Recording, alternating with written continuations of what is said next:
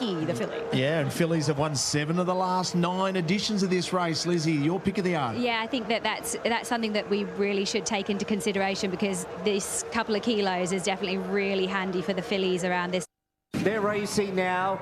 Unit 5 was slow to move with Mystical. By Choice was the first one out from Tigroni. Double Cool holding a forward spot, and Itchin to Go's going forward 4 wide through the first 200 metres. 2.5 lengths away to Ziplock in 5th, who's stalking the hot speed early. Tornado Valley's on his inside, so the 2 favourites race together. Leaves of Lorien's got to midfield but deep. Further back to Knightsbridge, Unit 5. Sheiky settles down with 3 behind her. In Habit, McGritt and Mystical is last. Itchin to Go the leader, 600 metres left to run. 2 lengths clear, at a good gallop from Tigroni in 2nd. 3rd By Choice, Double Cool 4th. Leaves of Lorien up to 5th. Ziplock in between traffic, then followed by Tornado Valley. Knightsbridge hooks out wider with Sheiky. Further back to Mystical and Unit 5. Itchin to Go top the straight in front. Tigroni, By Choice, Double Cool got a split. Unit 5 back to the far side. 200 metres left to run. Double Cool in front from Unit 5. By Choice, Mystical. Ziplock coming very late. Unit 5, the far side's hit the front. Unit 5 is going to win it. Unit 5 won the millions, beat either Tornado Valley or By Choice. Double Cool next in from Knightsbridge and Ziplock. Behind those runners, McGritt, Sheiky, Tigroni next in. Itchin to Go, Leaves of Lorien, Mystical and In Habit. Kieran Maher's a genius. There's no doubting that. He wins his 3rd Magic Millions 2-year-old classic. He wins his 3rd race for the day, and he teams up with a gun young jockey who really deserved it. Have a look at him, the over. What a ride from him, to go right back to the inside while everyone came back out. He was following Tornado Valley, the stablemate, and he thought, you know what, I'm going to go back there, and that he did. Whilst I don't think it's ever been done before to win at the 2nd start, so fuck, awesome. You've got a motor agent and riding in these bigger races. My weight has probably held me back from doing so, but look, I never wavered. I've always stuck hard at my work. And yeah, that's right. I mean, you don't get a softer Group 3 victory than him. Ninja, of course, is the story of this race, isn't it? And, well, $1.75 pre the barrier draw the other day. Top price $1.90 this week with Tab. Just earlier $1.55, now $1.60, more than 60% of the whole, but they haven't really been looping them today. Icarian Dreams been $8.50, back to $9.50 for The Gold Coast Magic Millions for the 3-year-olds. The Guineas field is right. Set to run. Racing, and he only left Fair Ninja. He was in the back half of the field at the jump. He'll settle down with around 3 or 4 behind him. Jimmy's brother, the first out from Benevac. OLA's going forward at a 3rd. Saxo Bushy 4th. Icarian Dream 5th. Then a break of 3 lengths to Memo. Talk to Be Sure improving deeper. Adorable Thoughts on the rail. Ninja is sliding forward to midfield, and Verry's about to slot in one off. Then Damien 2 lengths away. Spanish Treasure, Naughty 40. Dragon Rouge. Recuperado, Seller, Master High. Barbie Crash the Party last. They're well spread out. Almost 20 lengths top end to tail. Jimmy's brother at the 700 rolls them along. 2 lengths clear from OLA. Benevac 3rd and Saxo Bushy 4th.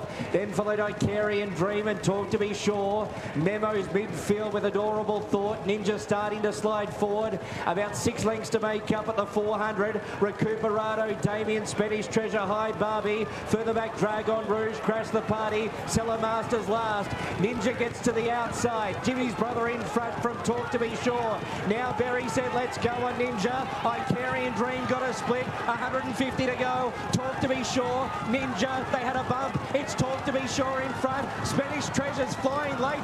Talk to Be Sure. A maiden no longer. He beat Ninja and Spanish Treasure. 4th either Crash the Party or Damien. Behind those runners was Memo. Then further back to Jimmy's brother, Icarian Dream, Adorable Thoughts, Saxo Bushy, Seller Master, Dragon Rouge. A maiden no longer, or is he? Because I'm sure the head-on will be fascinating to see here, whether or not Ben Mellum, when this horse asked for the absolute ultimate effort, whether he drifted out and took any of the running of Ninja. So Talk to Be Sure wins. Ninja, the widest runner now, is about to go. If we look them, Katie, in a straight line, oh, is he coming out? Is he taking his running? How much has he interfered with him? Does he come out again? What does Tommy Verry do and say about that? Definitely. Deeper. Not quite the same dominance this time, but determination, heart. A champion proving greatness is more than raw ability. Via Sustainer lifting, the grand old belly's rocking, and Via Sustainer's done it! Across a remarkable career, Sustainer, a career built on class and a legacy that will endure.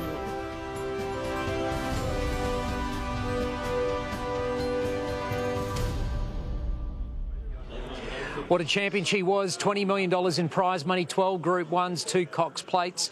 Damien Oliver, where does she rank for you? Oh, she's right up there with the best. You know, she always performed on the biggest stage. I'll never get out of my mind. Off of law for sure and certain. Now, Grace, we got some breaking news ahead of the Australia Stakes. We've got a track upgrade. We're on a good 3 now at Pakenham. They've been running really fast time. We've got... And those that got involved a little bit earlier when he was a better price, they have got a little bit of overs come race time. Nadal on the second line of betting at 6, Hedged 8, Mahaba a $13 chance. They're off. War Machine's missed the start at least a length. Nadal goes back to second last. Cannonball began well. The outsider of the field's looking to work across from the outside alley. Mahaba and V8 are showing similar speed. Hedged is back on the running rail in fourth. Then comes War Machine, who's tucked away after that slow getaway, and Nadal is back with it. So V8, first up from a spell, is given a little squeeze, and V8, a former winner of this race, goes through to now lead the field towards the bend. Cannonball is second a neck away and has broken down. And Mahaba got a bad check. So it's now down to a 4-horse race coming to the straight, and War Machine's looking for a run as Hedged moves up. So changing complexion onto the course proper, and Jamie now goes to the inside with War Machine. Clicks it up. Hedge found the front. Nadal comes to the outside. V8 stays on. War Machine, all guns blazing now. Down to the 200 metres, goes through to Hedge, who's running a big race. Hedge has kicked in. War Machine can't go on.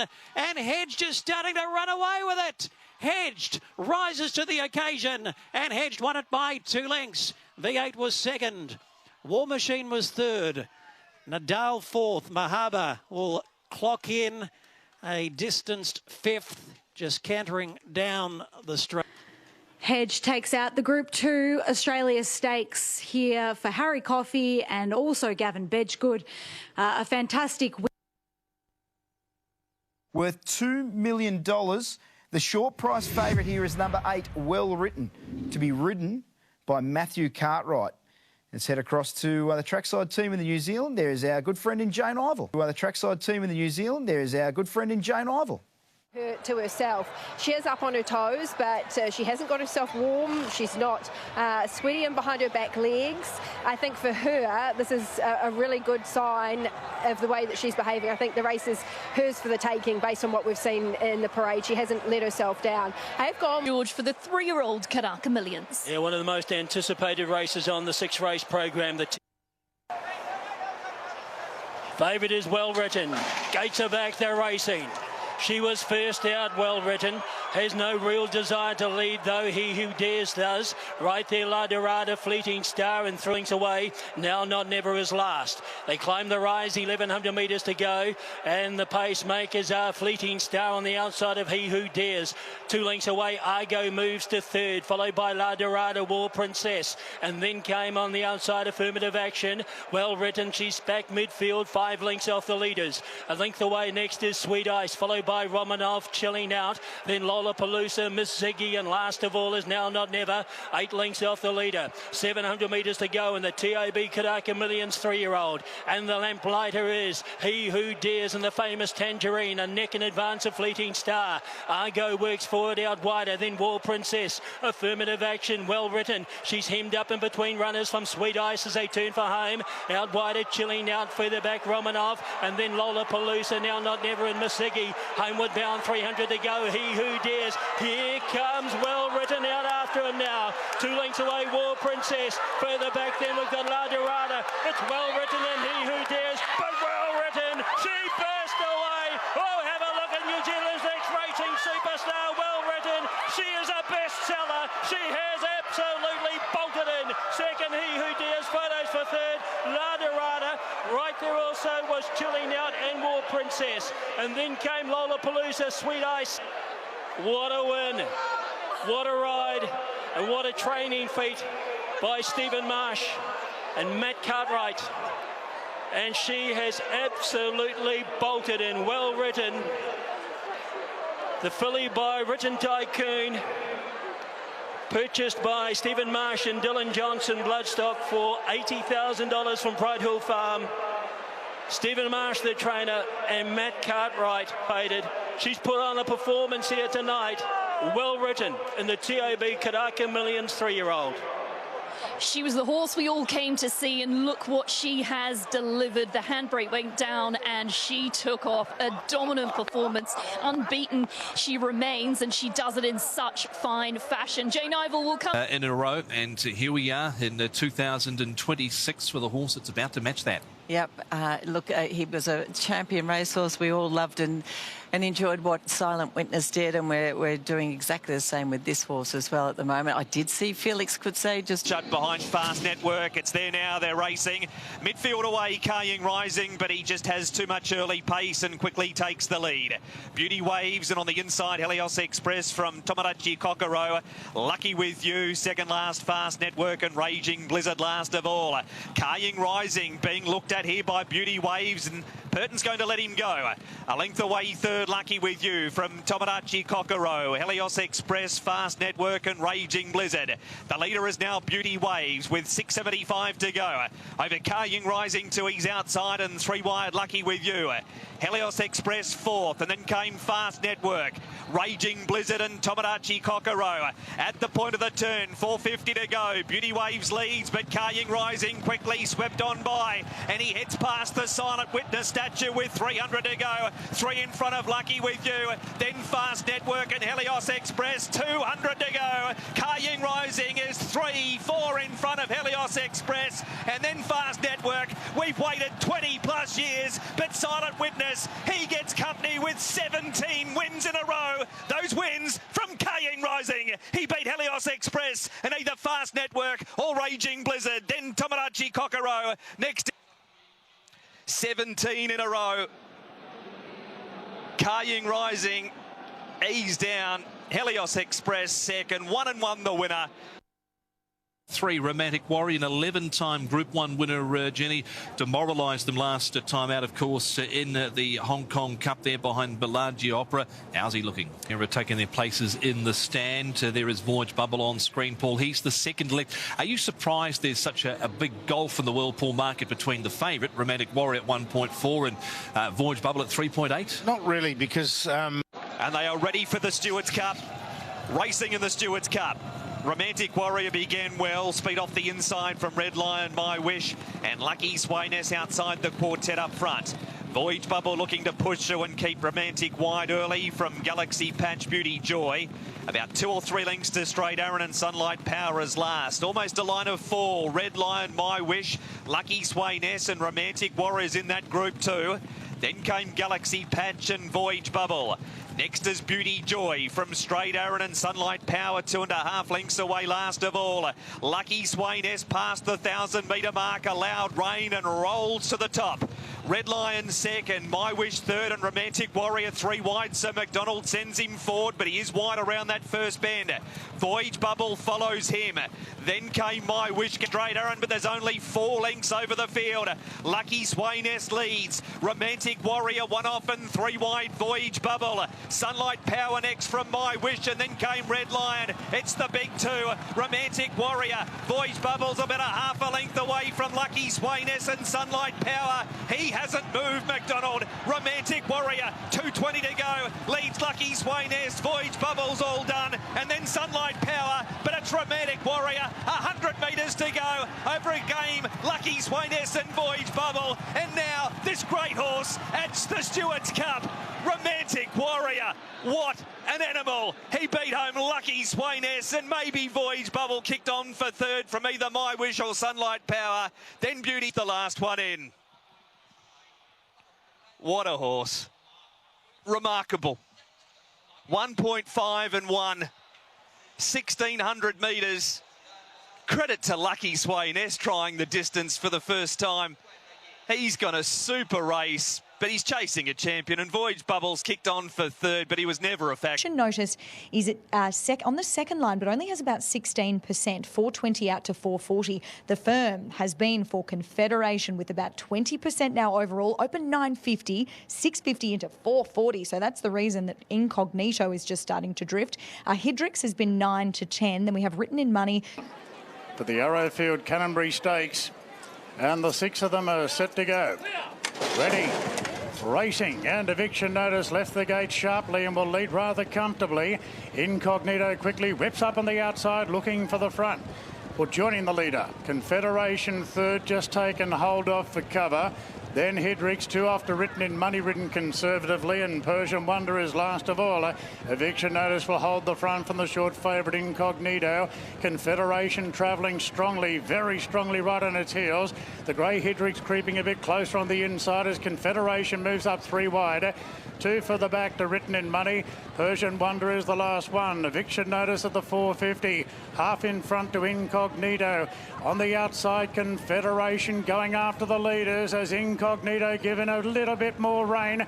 Really pours the pressure on now to Eviction Notice. 2 for the back to Confederation, and Hydrix running a race. The grey poking through the middle, and Hydrix going on with a job here. And Hydrix charges to the lead from Confederation. Eviction Notice, and that's some debut. Hydrix, one with a bid in reserve, beating the stablemate Confederation, and Eviction Notice. Incognito really folded up from Persian Wonder and Written in Money. That is the full brother to the Group 1 winner in Apocalyptic. He was purchased for $1.7 million at the Easter Inglis yearling sale for Chris Waller. Zach Lloyd with the ride, and to be honest, in the yard, he was the one who probably impressed us the least in terms of how big and strong he was, but that was some sort of performance. He just looks like he's going to get better with time, as he was going to get better with a bit of time on her side, but very athletic individual. That's an impressive performance. Couple of bubbles were certainly... Plate there, so that market taking shape. Oh, I don't know if it's taking shape well, or... But it is all about this favourite, albeit they're starting to get a bit nervous now. So she is best back. She's got 39% of the overall investment, but just given that trial form, what we saw... And the gates are back. They're off and racing. And Pearl of Dubai jump well. Miss Scandal going forward, and Chili Girl doesn't want to give up the low draw, and Chili Girl will hold out Miss Scandal. Pearl of Dubai takes a set. And Miss Chanel still pushing forward up on the outside of runners. Then came Macrahanish, followed by Oregon Coast. 2 further back to Harddanger. And Chili Girl racing keenly ahead in front to Miss Scandal. 2 after Pearl of Dubai, camped in a great spot. Half length the outside to Miss Chanel, then Macrahanish from Oregon Coast. Further back to Harddanger on the outside of Christina. Tatiana and Coolart are the last 2. Chili Girl spins at the 400, leading the way from Miss Scandal. Pearl of Dubai locked up third on the inside. Miss Chanel being stoked up, going after the leaders. Miss Scandal's gone. Chili Girl found 2 lengths. Miss Chanel's the danger. The only danger by the looks of it. Chili Girl a half in front. Miss Chanel's laying down the gauntlet. Chili Girl a half length, a neck. Chili Girl kicks. Chili Girl led all the way there from Miss Chanel. I think Harddanger nicked third on the outside of Pearl of Dubai, followed further back by Christina, then Macrahanish from Oregon. Late money for Chili Girl, absolutely spot on. Heard from Tim Clark about how he wanted to ride her right there on speed. Take any bad luck out of... Money out, I guess, if the hype is real with regards to Guest House. He is 1 from 1, but this is definitely a step up from what he faced there on debut. Even money favourite right now with Sportsbet, best backed as well. In fact, getting out to 205. High Alert's the one that the Sharps came for. Got in as short as $4.60, pushed back out to $5. Eternal Warrior, $6. Stret. Colts ready to go. And they're off. Guest House only began fairly at the moment, second half of the field, and it was closer to Free and Invicto first 2 out there, looking to pair off from Stretton Ruler. And then High Alert, who's very keen, heads skyward. So is Eurocanto. There's a few that are fighting against their riders. Eurocanto's looking at the sky. Guest House a bit deeper on the track, starts to stride forward now. And then comes High Alert, who just drifts back a little bit. Eternal Warrior went back to second last, and March on By is back last. So Guest House will sit 3 wide on the track, and he'll be quite happy there based on his Cranbourne performance. They come around the home corner, and it's closer to Free, leading in the centre, Invicto the fence, and Guest House out deeper, now joining in.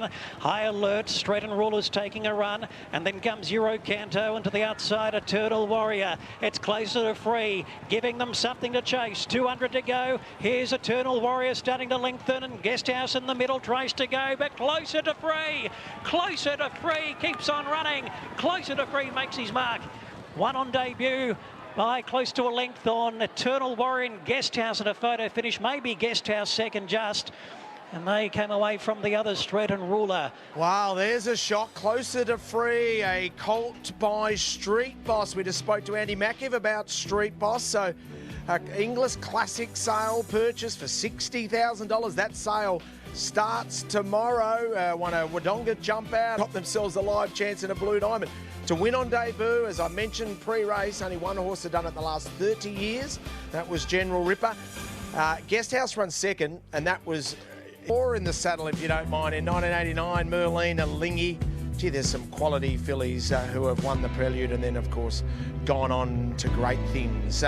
Vision, the Sportsbet punters seem to think this is a race between the top two in the betting, and what a surprise. The Clinton McDonald runner has been absolutely truckloaded late. $5 into $2.80. His stable on fire in recent times. Moana Spirit backed into $3.60 now, getting back out to $3.70. That's certainly the way that the Sportsbet Blue Diamond Prelude is underway. Streisand jumped okay from the middle of the line with I Am Aria working across.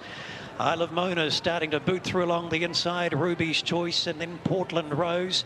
Next is Portinari and Merciddle together. Then comes Mona Spirit, who's getting back. Cheyenne is with it. And then Refused to Curtsy is back second last. And Almost an Angel is back last. But I Am Aria take up the lead towards the bend by a half length. Running in second is Streisand. Then comes Portinari out deeper. Isle of Mona follows the leader back on the fence as they start to turn from Portland Rose.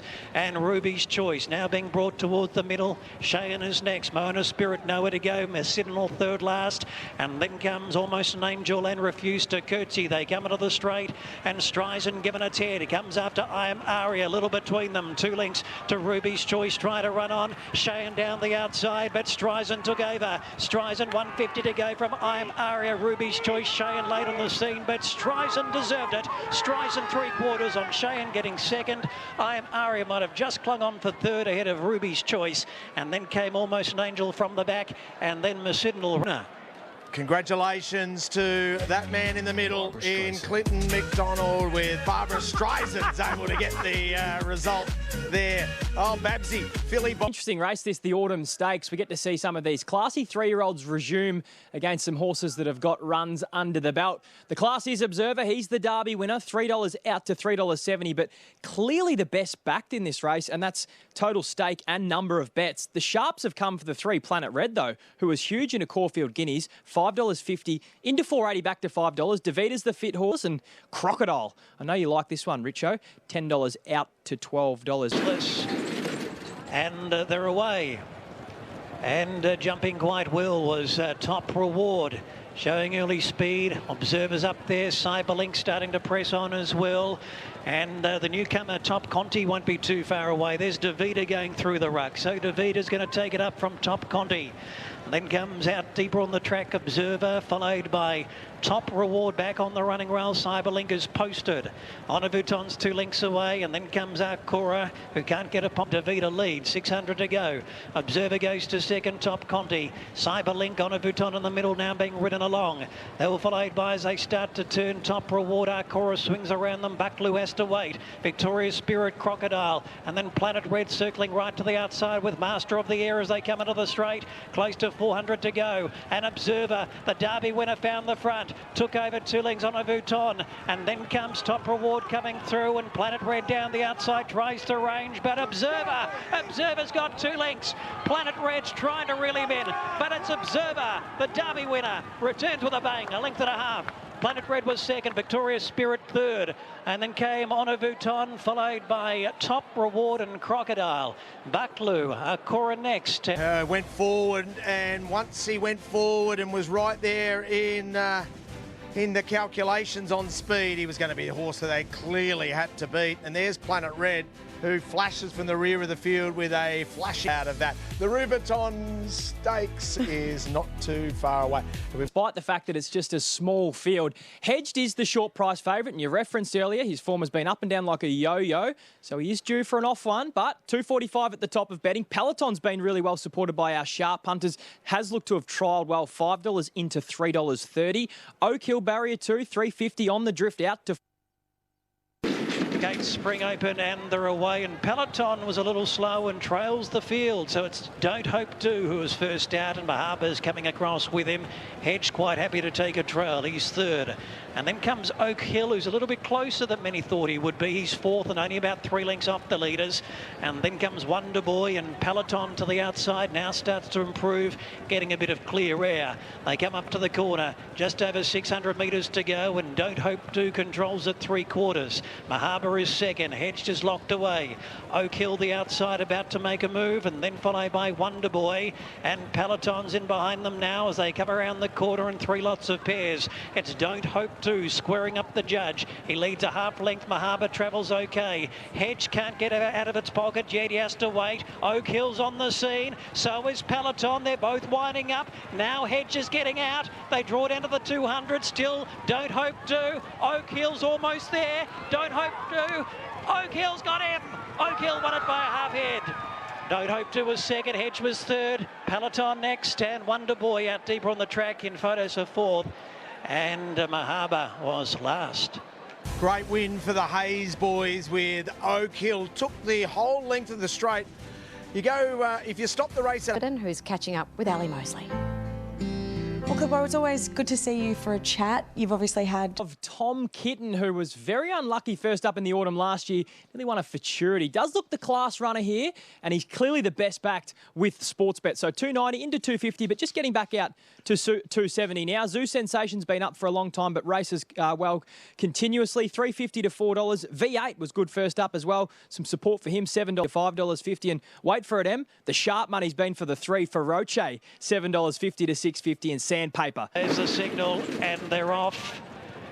And Hughes was a little bit slow. Tom Kitten third last away. Plymouth goes back to the tail end. Sandpaper and Jenny Lala, the first two to get going. Zoo Sensation starts to make tracks up to third, and then V8, who jumped okay, is fourth.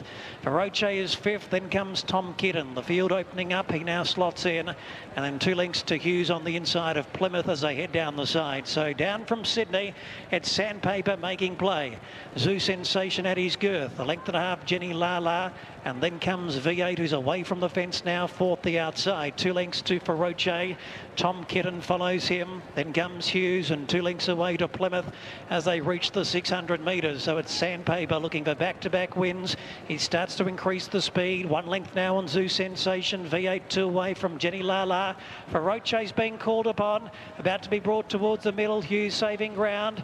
Tom Kitten still back second last, and Williams looking for a path through the ruck. No, he's going to swing to the outside now. Plymouth last. Into the straight. 300 to go. Zoo Sensation goes up to Sandpaper. V8 Feroce on the scene. Jenny Lala. Tom Kitten's winding up. He's got 3 lengths to make up, but he's coming. Feroce found the front. 100 to go. Tom Kitten's trying hard. He's coming after him now. Tom Kitten goes to Feroce and landed the win.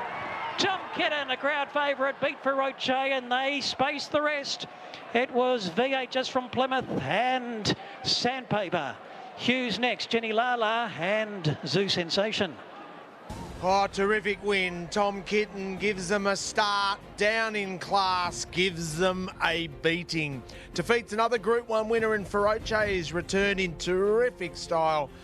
Look, we know the way that the pattern wins. Oh, you were nervous in run because of the way that the track has been playing, as you alluded to, but also the fact that he had to peel the widest. That was a brilliant run also by Feroce. The Sharps were right on that occasion. He's run a bottler there in for a big preparation.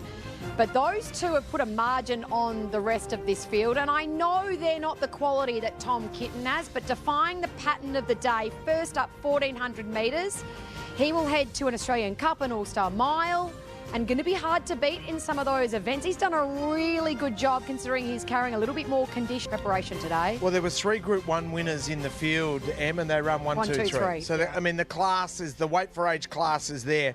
And the Benalla Cup winner has jumped out of his... Start tomorrow. Bang, there you go. We're counting down to the Inglis Millennium over the 1100 metres, and it has produced some. In here, $5 the field as it stands. Fireball is our best backed, but as I said, very wide. 22% of the money here with the favourite. A good firm for Calamari Ring, albeit not a big hold. So opened 11, $7.50, now $5.50. Our worst result here is Profitable, who was 11 when we went up, now into 7 and has 18%. And into 15 for Long Throw, 17 about Ghana Zakan.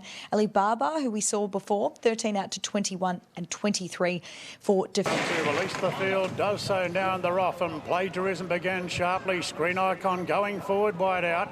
Star of Jamaica handy. Where's the Circus handy as well with Oh Yes She Did.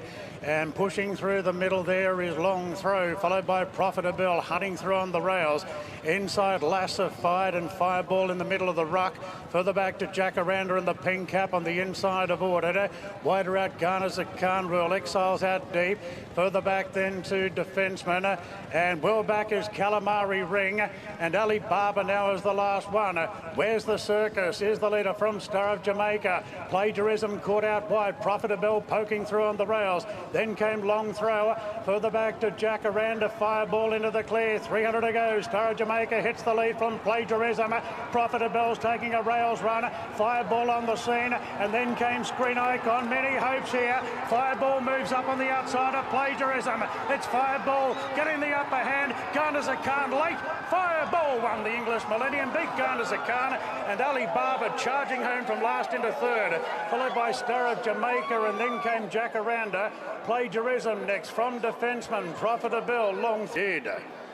Super contest that, and Fireball walks away a winner. I referenced James Harron prior to the running of that race. He spends up a huge amount of money at the sales with his Colt Syndicate each and every year. This is his third stakes winner from that crop of yearlings that he bought last year. That's an enormous achievement.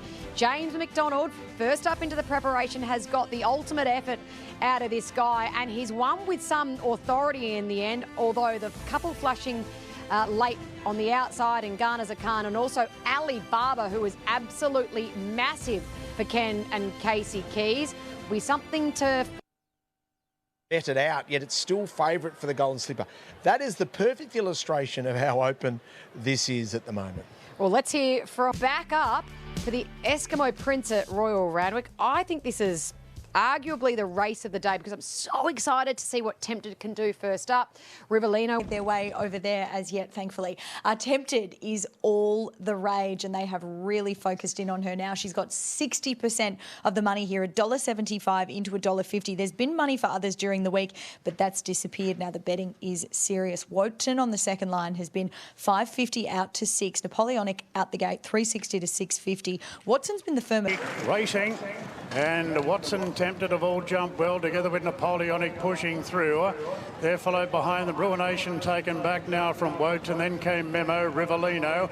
Ruination's been taken right back to last. Watson goes on with the job. Dusty Bay up there second. Napoleonic third.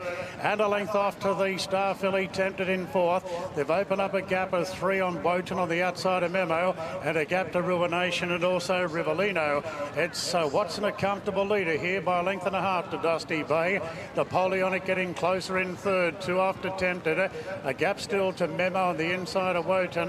Rivellino, and last of all is Ruination coming around the turn. Watson in front by 3/4 on the roughie. Dusty Bay, 2 after Napoleonic, and a length further back to Tempted down to the 300. And Watson pushed on now. Napoleonic and Tempted starting their runs, and he's swinging off Tempted. And the filly pushed on now, got the upper hand from Napoleonic. Clear from Wotan running on.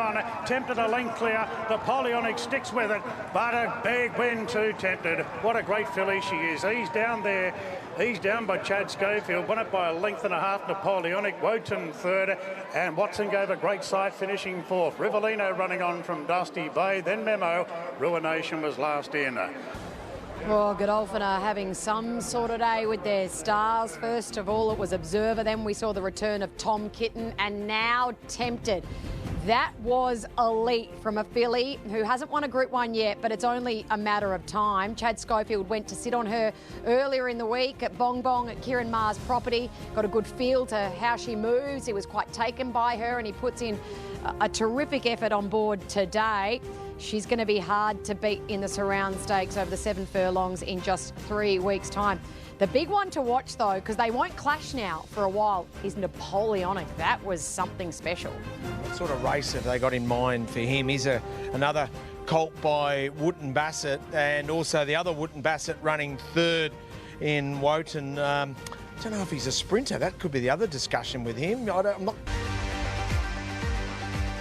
Oh, bring it on. The Black Caviar Lightning with Biowakt, Giga Kick, Mahuna, 10 Tyrus and Barraquil. So we've got 6 Group 1 winners out of the 8. Barraquil is one of them. Here we go, Richo. Yeah, looking forward to the Black Caviar Lightning Stakes, and the market with Sportsbet has 10 Tyrus at the top, but he is on the drift, and the reason why is because Giga Kick has been absolutely smashed. He is the best backed runner here by quite some way. He's in a $3.30 now. My Gladiola there, the grey, on the second line of betting. Good sharp support for her earlier in the week. $10 in.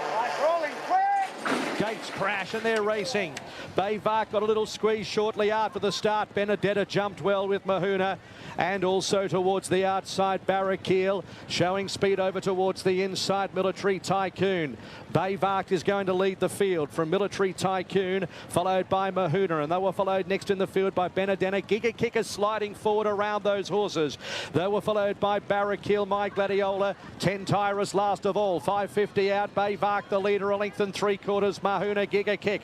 Then came Military Tycoon, Barraquil, Benedetta, My Gladiola with 5 lengths to pick up. 10 Tyrus tracking her, 3.50 out. Giga Kick moves up on the outside to claim Bayvark. Mahuna trying to go with Giga.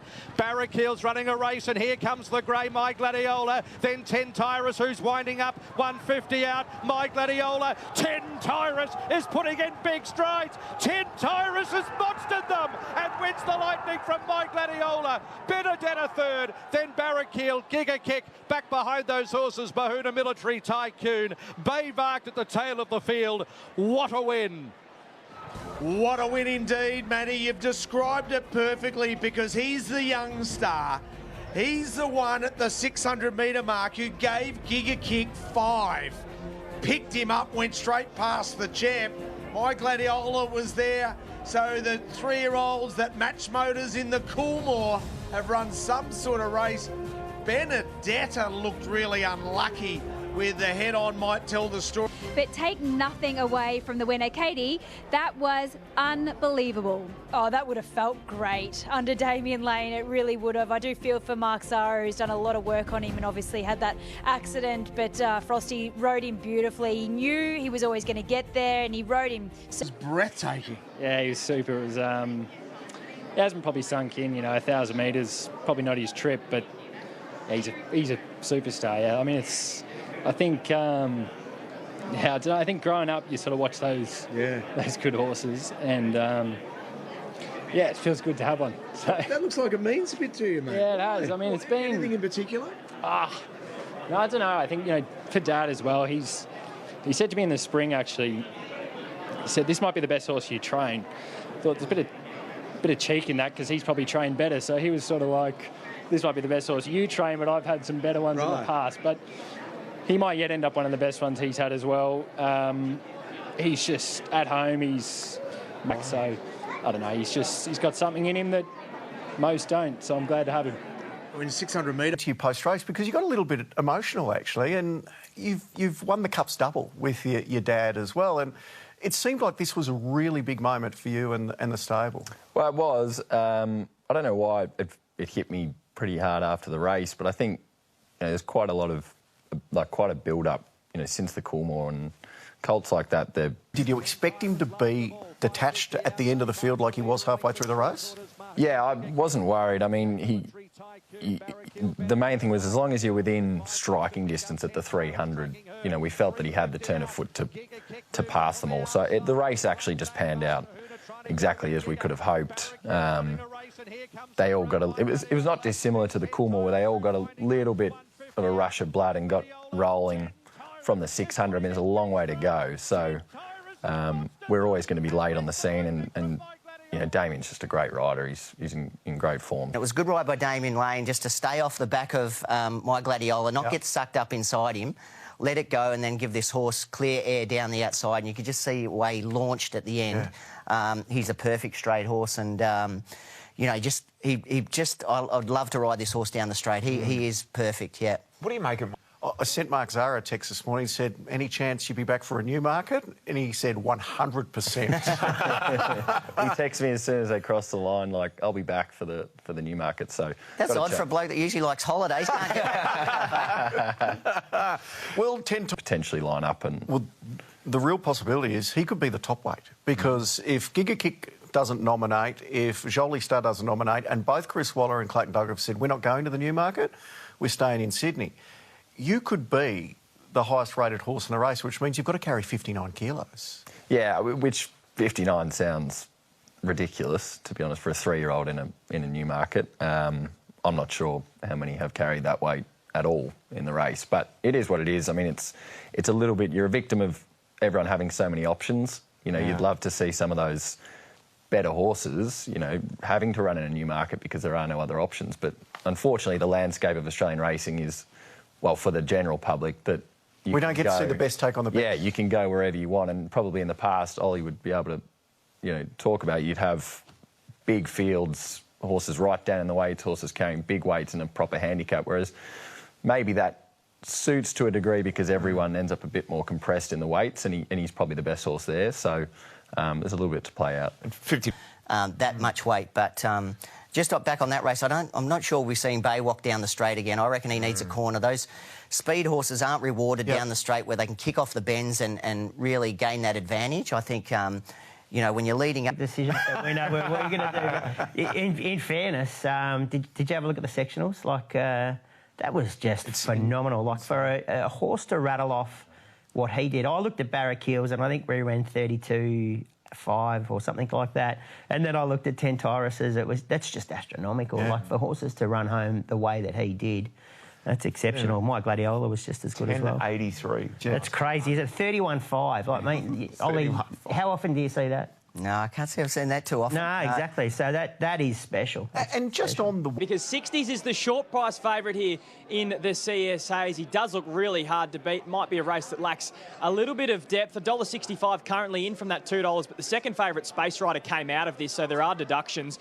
Azakura's got the X factor. We don't know how good this horse is. $6 into $5 for Mitch Freedman. They stand well now, all clear and away. Loud Charlie missed the kick 2.5 lengths, and Bing Eye is dragging back from that outside alley.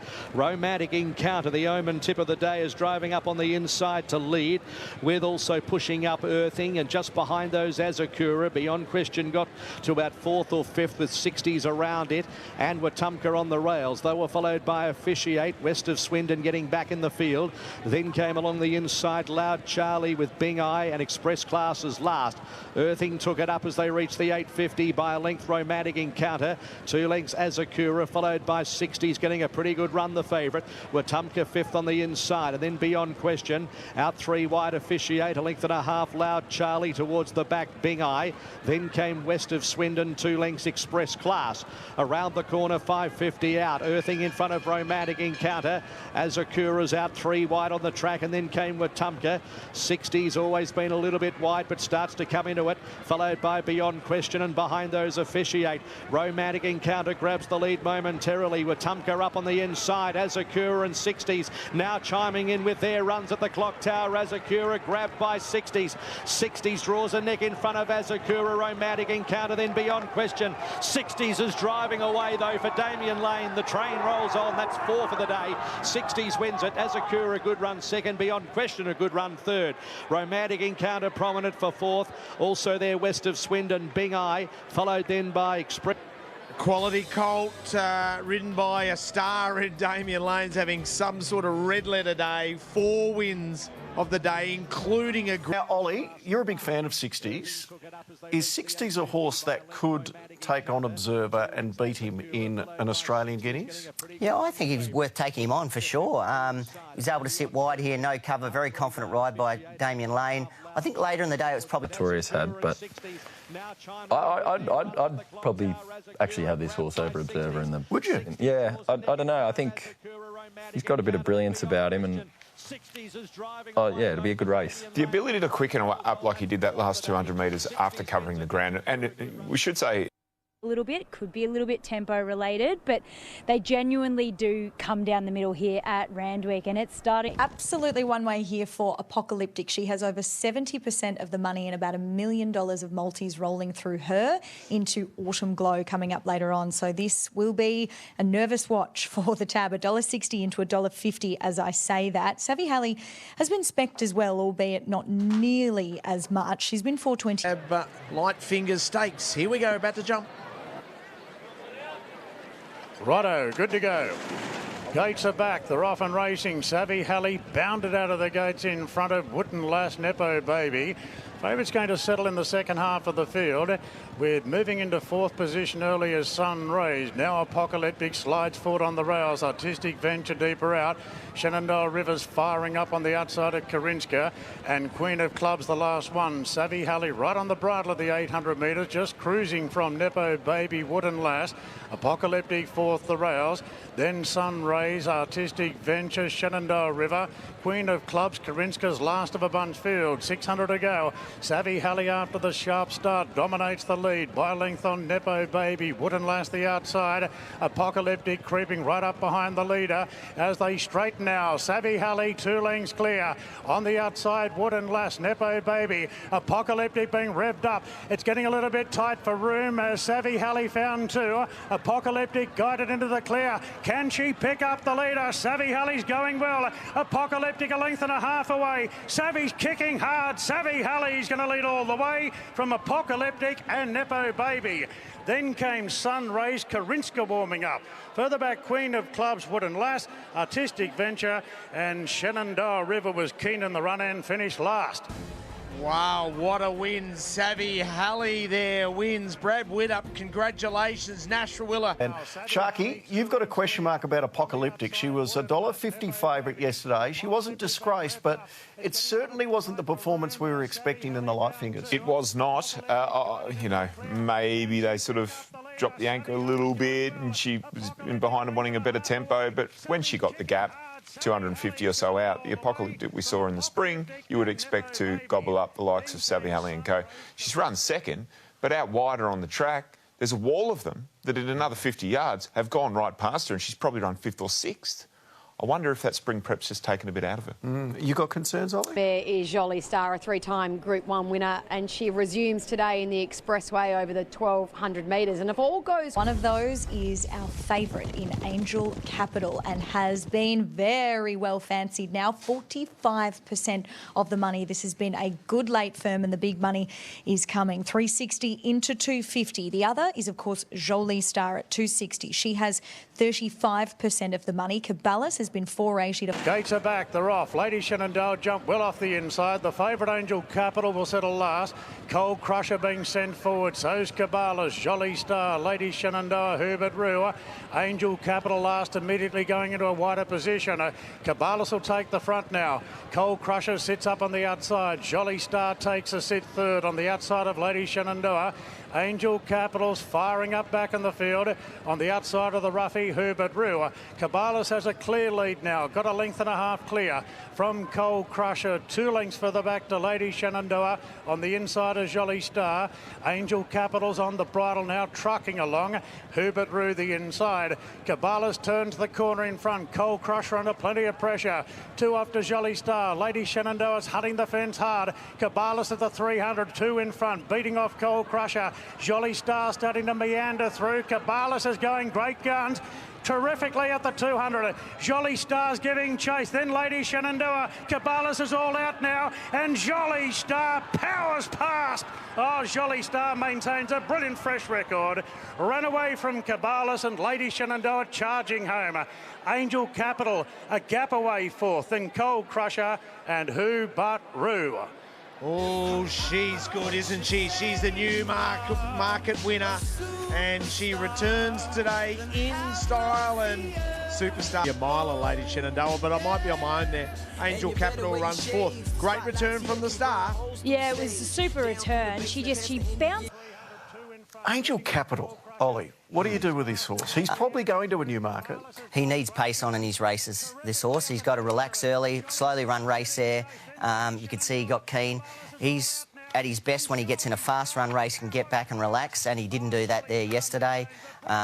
Jolly Star just lobbed into the perfect position and had that race won a long way out. Lady Shenandoah was great. You would expect that she'll find a Group 1 somewhere, maybe ducking and weaving away from some of the others, maybe 1400. Would she go to a William Reid? Of Autumn Glow, the unbeaten wonder mare in the making, 8 from 8. And this is what she's done thus far. Bred in the purple, sold for a pretty penny. And that's the record that's intact at the moment. Yeah, she is perfection, as is. Possibly a look at the Queen Elizabeth. OK, a market for the Apollo with Ali. It is all about Autumn Glow here, Em. So she's been $1.55 into $1.40, and she has over 80% of the money. That is a huge go. It would have been a terrible result, but luckily the multis haven't been too bad for us so far. Then it's Chaya Wolf, so we cannot lay anything else at this stage. Chaya Wolf has been $6.50 to $11. Steffi Magnetica has been spec'd at odds.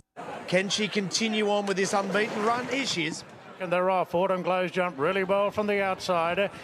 First out was Lindemann from the instructor, and Autumn Glow's going to park third. And Elleegant moves up on the inside to get a terrific position early. 2 lengths away to Chaya Wolf. Steffi Magnetic at midfield. Then came Verry, Soul of Spain, River of Stars, and Antino is the last one. So the instructor leads the way. Lindemann just sits back a length off. Elleegant in third, and Autumn Glow is fourth. 1 out, 1 back. 3 further back to Chaya Wolf, then Verry, Steffi Magnetica. 2 further back to Soul of Spain, River of Stars, and Antino is the last one. So the instructor rolling along under his own steam, out by 3/4 to Lindemann. Elleegant with a tail trail. Autumn Glow's next on the outside, and 2 further back to Chaya Wolf. So the instructor has had the lead all on his own. Lindemann's just sat back all the way.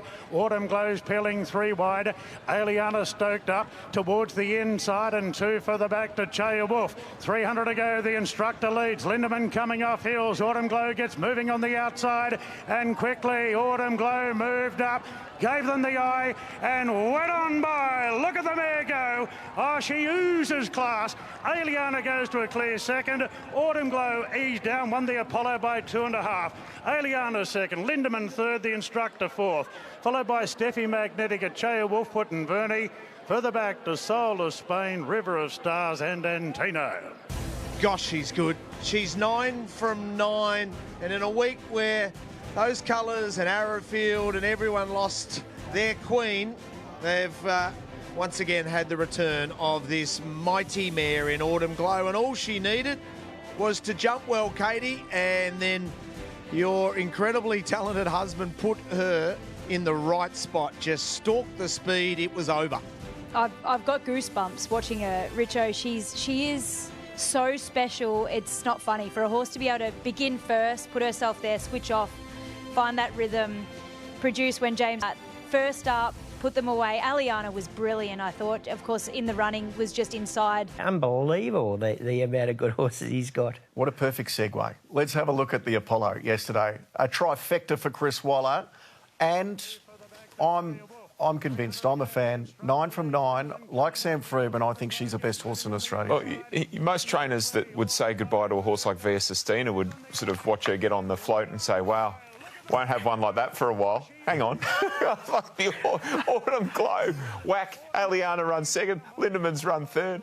Waller's holding aces galore again. But she's gotten better, I would say, Troy. Like that, what she did last trip was awesome. Yeah. But to come back like that and put them away just so effortlessly. She looks almost mechanical at times. She just flows into her work, extends. Yeah. It's like she's going at half pace. Settles and then it kicks and finds. Like I just watched her yesterday, and it's just astronomical. Like you sit there and watch it. But that's what we need. We need horses like this to get people back to the races, because amazing how good she is. I think she could be the next Winx. Well, I love that. I love that comment, because she's 9 from 9. Are we getting too carried away, Ollie, or you know, you're a bit of the old sage jockey? Are you getting as excited as we are? On that performance yesterday, yes, I thought she'd be really well placed up to that, just the right races at the right time, which Chris Waller's really good at doing. But into the deep end there a little bit yesterday, she's so tactically sound. She can put herself in a good position, jockey's dream to ride, but she put away a good field there yesterday, and that was her best win to date by far, I think. And could you imagine if she keeps... I hope she can keep this unbeaten run going through autumn, and then she's aimed towards a Cox Plate in the spring. Oh, amazing. Like the you would huge think. build-up. Yeah, without a doubt. Yep, she's probably got to get to 2,000. That's a little question mark at this stage.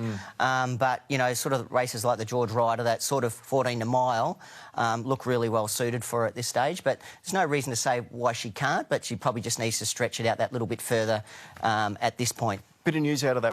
Just looking at this race, and it is wide open. There is no doubt about that. You've got form lines coming from everywhere. You've got a number of horses coming out of maiden grade as well. So single choice is your favourite, but is on the drift as well. So out to $4.20 off the back of an encouraging first-up effort. Our Chief on the second. And they're racing, and Our Chief away moderately, and KJ going back to the end with Deal Done Fast. The Better Husband began quickly with the Bravo Crocodile. There's a real charge. Cora out deeper with Lucky Boom. Miss Miranda's very wide on the track, is pushing up from an out. Lucky Boom, 1,000 metres to go, tried to settle it, had Miss Miranda, the only filly in the contest for company, 3/4 of a length away, and they string out about 2.5 Cora, a similar gap, the Better Husband, and Our Chief reaching the 800, 2.5 Master of the Air Crocodile, then came Mr. Epizzino on the fence, a length and a quarter, a Bravo Ida Zura single choice towards the back, Deal Done Fast and KJ, approaching the 600 metres, Lucky Boom from Miss Miranda, 2 lengths Cora, a length and a quarter, Our Chief the outside, niggled at the Better Husband, then came Master of the Air, Ida Zura, hunting for runs up on the inside as they come to the corner from Crocodile, then Mr. Epizzino under pressure, KJ single choice well back, Deal Done Fast and a Bravo. Lucky Boom tried to sneak away, 300 metres to go with Cora giving chase. Lucky Boom by a length, Cora with big bold strides. They're a gap, Our Chief, followed by Ida Zura and single choice from a long way back. It's Cora 150 out, striking the lead from KJ and single choice. It's Cora stopping, single choice, Ida Zura lunging. Oh, it's a photo, it's a head bobber here. Single choice putting in a big bound on the outside at Cora, and then Ida Zura. They were followed by KJ, Deal Done Fast, and next to finish. Derby runner-up looked as if he might hang on, but single choice with Damien Lane and Matt Kamani, who Richo spoke to a moment ago. So, look, it probably will hold up, I think, this race. I know there's a bunch at the end, but it was a real stayer's test. Yeah, look, Johnny Allen, Damien Lane really had to get stuck into him. He's a real stayer. It's a good performance because he picked up late and he ran straight. Exciting filly that we've had to wait since mid-November to see back at the races. That's his She's a Alibi, and we put up $1.75 there on Wednesday. Some of our sharpest punters were actually happy to take that. Backed into $1.45, now back out to $1.50. In terms of total bet count, Alibi bobbing about in barrier 1. Ready, Gates crashing away, and She's a Alibi jumped away well. Real Wall pushing up. Salty Pearl, Spicy Lou showing speed. Also Mystery and Drama and Shadow Airs on the outside. She's a Alibi at the moment is 4th behind that pack. So they charge towards the first corner, 1,100 metres to go, and Shadow Airs is going to eventually cross a couple of lengths. Mystery and Drama, and they were followed by She's a Alibi, who's 5th on the rails and 3 back on the paint from Salty Pearl. 2.5, Jenny Gone Bonkers, Morgana last exit. Shadow Airs the leader. 800 metres to go, 2 lengths Angel Eyes, a length and a quarter Mystery and Drama. They were followed by the outside Spicy Lou, a length and a half She's a Alibi. Then came Salty Pearl, a length and a quarter Jenny Gone Bonkers, exit and last Morgana. 600 metres to go. Shadow Airs led by about a length and a half. Just tried to get a little bit of a steadier before the bend from Angel Eyes, a length and a quarter Mystery and Drama. Then came Spicy Lou. Now She's a Alibi. All eyes on her, about to try and extricate away from the rails, or is she sticking to the inside? She's held up at the moment as Shadow Airs led. 250 out on the inside. She's a Alibi is going to scrape paint, breathe in and drives up on the inside with Mystery and Drama. She's a Alibi accelerates, went to the front from Mystery and Drama. Salty Pearl, off she goes. She's a Alibi, what a win. 2.25 Salty Pearl, Mystery and Drama, and 4th Spicy Lou. Then exit Shadow Airs, Jenny Gone Bonkers, Morgana, and last to finish Angel Eyes. Absolutely brilliant call, Matt Hill, and a superb ride by Zach Spain. He did have to breathe in, Katie, and breathe in hard. She's she's really special, this one. She's really special, and a super ride there from Zach Spain. He didn't panic, and he had... The Group 1 race, the Angus Armour Ascot, but I think the winner is a Group 1 horse in waiting. Now, have a look at this from She's an Alibi, and guys, well done to Zach Spain here. This would have been hold-your-breath moments. That's her buried back in the green with the yellow cap. $1.45, $1.50 favourite. The weight of the world on her. What do you do here, Grace? Well, you wait patiently and you hope that the gap appears, and then you just know that you have an absolute weapon of a racehorse underneath you that will go, and she did exactly that. This was, in my opinion, the performance of the whole day. She is a complete star. Shark? She was clearly the best horse in the race. Not even bad luck could stop her yesterday. Salty Pearl was the second best horse in the race. She's run second. And the rest were sort of in a group. It was very tight. The gap came, punters breathed a sigh of relief. But you want to see good horses win. You don't want to see them beaten in unlucky circumstances, particularly when they don't have a clear crack at it. So I think for the theme of the day, it was great that the run came. I met Fred yesterday. So the track has played beautifully all day. I think every horse coming up will get their chance in the big Group 1s, and I can't wait, Richo. Won a Caulfield Cup as well, the Moonis, an incredible horse, all the way through to Vogue Road. And there is one horse out of that group, even that group that probably stands out in 1931, Farlap.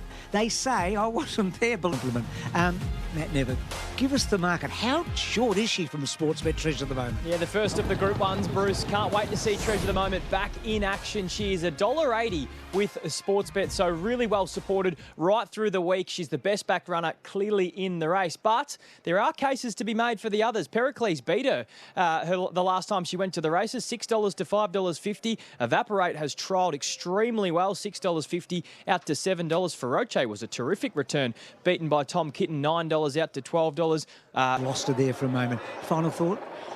I'm with Treasure the Moment. Here we go. Went away. Watch Me Rock from barrier one beat them out with Treasure the Moment and also Pericles. Pericles just nudges in front of Treasure the Moment early. Watch Me Rock the inside. Evaporate pushes up two. Then came V8 Feroce about 3 lengths away. Buckaroo and Like a Lucy is last as they reach the top corner. The favourite led Treasure the Moment marginally by about a half neck to the outside. Evaporate 2 lengths. V8 who's caught 3 wide. The centre is Pericles and Watch Me Rock next the inside. Feroce had to drift back. They were followed by Buckaroo and last Like a Lucy. Treasure the Moment stacks them up here at the 800 metres by a neck. Evaporate. V8 on a limb 3 deep. Watch Me Rock fourth the inner, then came Pericles the centre. A length and a quarter Feroce and then came Buckaroo and last is Like a Lucy. 550 metres to go. The odds-on favourite Treasure the Moment just let Evaporate. V8 is stoked up out deeper on the track, third up. They're about a length and a half. Watch Me Rock. Pericles waiting it out. Feroce flat to the boards to the outside. Then Buckaroo. Treasure the Moment the first to straighten. 250 metres to go. Now she goes for home and the crowd roars. 2 lengths in front of Evaporate. Pericles and Watch Me Rock. Treasure the Moment. 100 metres to go. Pericles is wearing her down. Treasure the Moment paddling it. Pericles has got her. Williams again. Pericles has won it. Buckaroo, what a run. Treasure the Moment. Then came Evaporate and Like a Lucy fighting out fourth. Behind them, Watch Me Rock, Feroce, and at the tail of the field was V8. Well, he's been in 15 Group 1 races, Pericles, before today. Been second 4 times and third twice. He gets his Group 1, and Willow gets 6 futurities, and Bjorn Baker's a happy man. Unbelievable. Willow, and of course he knew he's probably the right horse to win a futurity because he's been going up and Pericles, he had the will to win today. You know, he's won $7 million, this horse. He's been a little underrated. He won an Autumn Classic. He looked like he might be the next big thing. Here's Willow, 6 futurities. Street Boss, he's won $7 million in prize money, which is pretty hard to compute for a horse like Pericles. It'll be tough for him to be a stallion unless they do some reattachment surgery. And that was hang on, that was the quirk of that race yesterday, Michael. No colts or end tyres in the field this year, which is quite unusual because it is usually the futurity a race that you'll get a 3-year-old sneaking in to try and grab that Group 1 or Group 1 placing. Beautifully ridden. Treasure the Moment, leading first up and then kicking for home. Look, she's run a good race. I don't think she was probably fit enough to have that task and complete that task yesterday. Absolutely would not be dropping off her heading into an all-star mile. No, I didn't. No, I certainly didn't. She gave a really good kick, which is a great sign. So I think she's come back well. She's got a little bit tired late. Tough if you're a fan of Treasure at the moment like I am, Grace. I absolutely adore her, so I was a bit filthy afterwards. But Pericles a deserved Group 1 after the spring campaign that he put in with Bjorn last time. Yeah, and he's just an absolute dynamite fresh horse. Yeah. That's now 4 wins from 8 starts, first up. So, obviously, he's a good horse. Pericles is a good horse. Yeah. But he's not a... Buckaroo Fresh is a good horse. Mr. Brightside, OK? No. And she pantsed Mr. Brightside in the Memsie. He may well have been set for that race yesterday, Pericles. This is our opportunity. Let's go in and hit it, knowing that our first and the second up run, pardon me, are going to be our most effective. Treasure at the moment will roll into Sydney as well. She's got a long campaign ahead of her. I think what we saw are 2 horses peaking at different times and one probably out of its comfort zone first up. I might have confused Pericles as an old gelding. The trainer, Bjorn Baker, he might be an old gelding, but he's got a bit of life in him. Have a look at the celebrations, which is what I love when we see... This is Bjorn watching Pericles in Sydney. You wouldn't want to be sitting near him.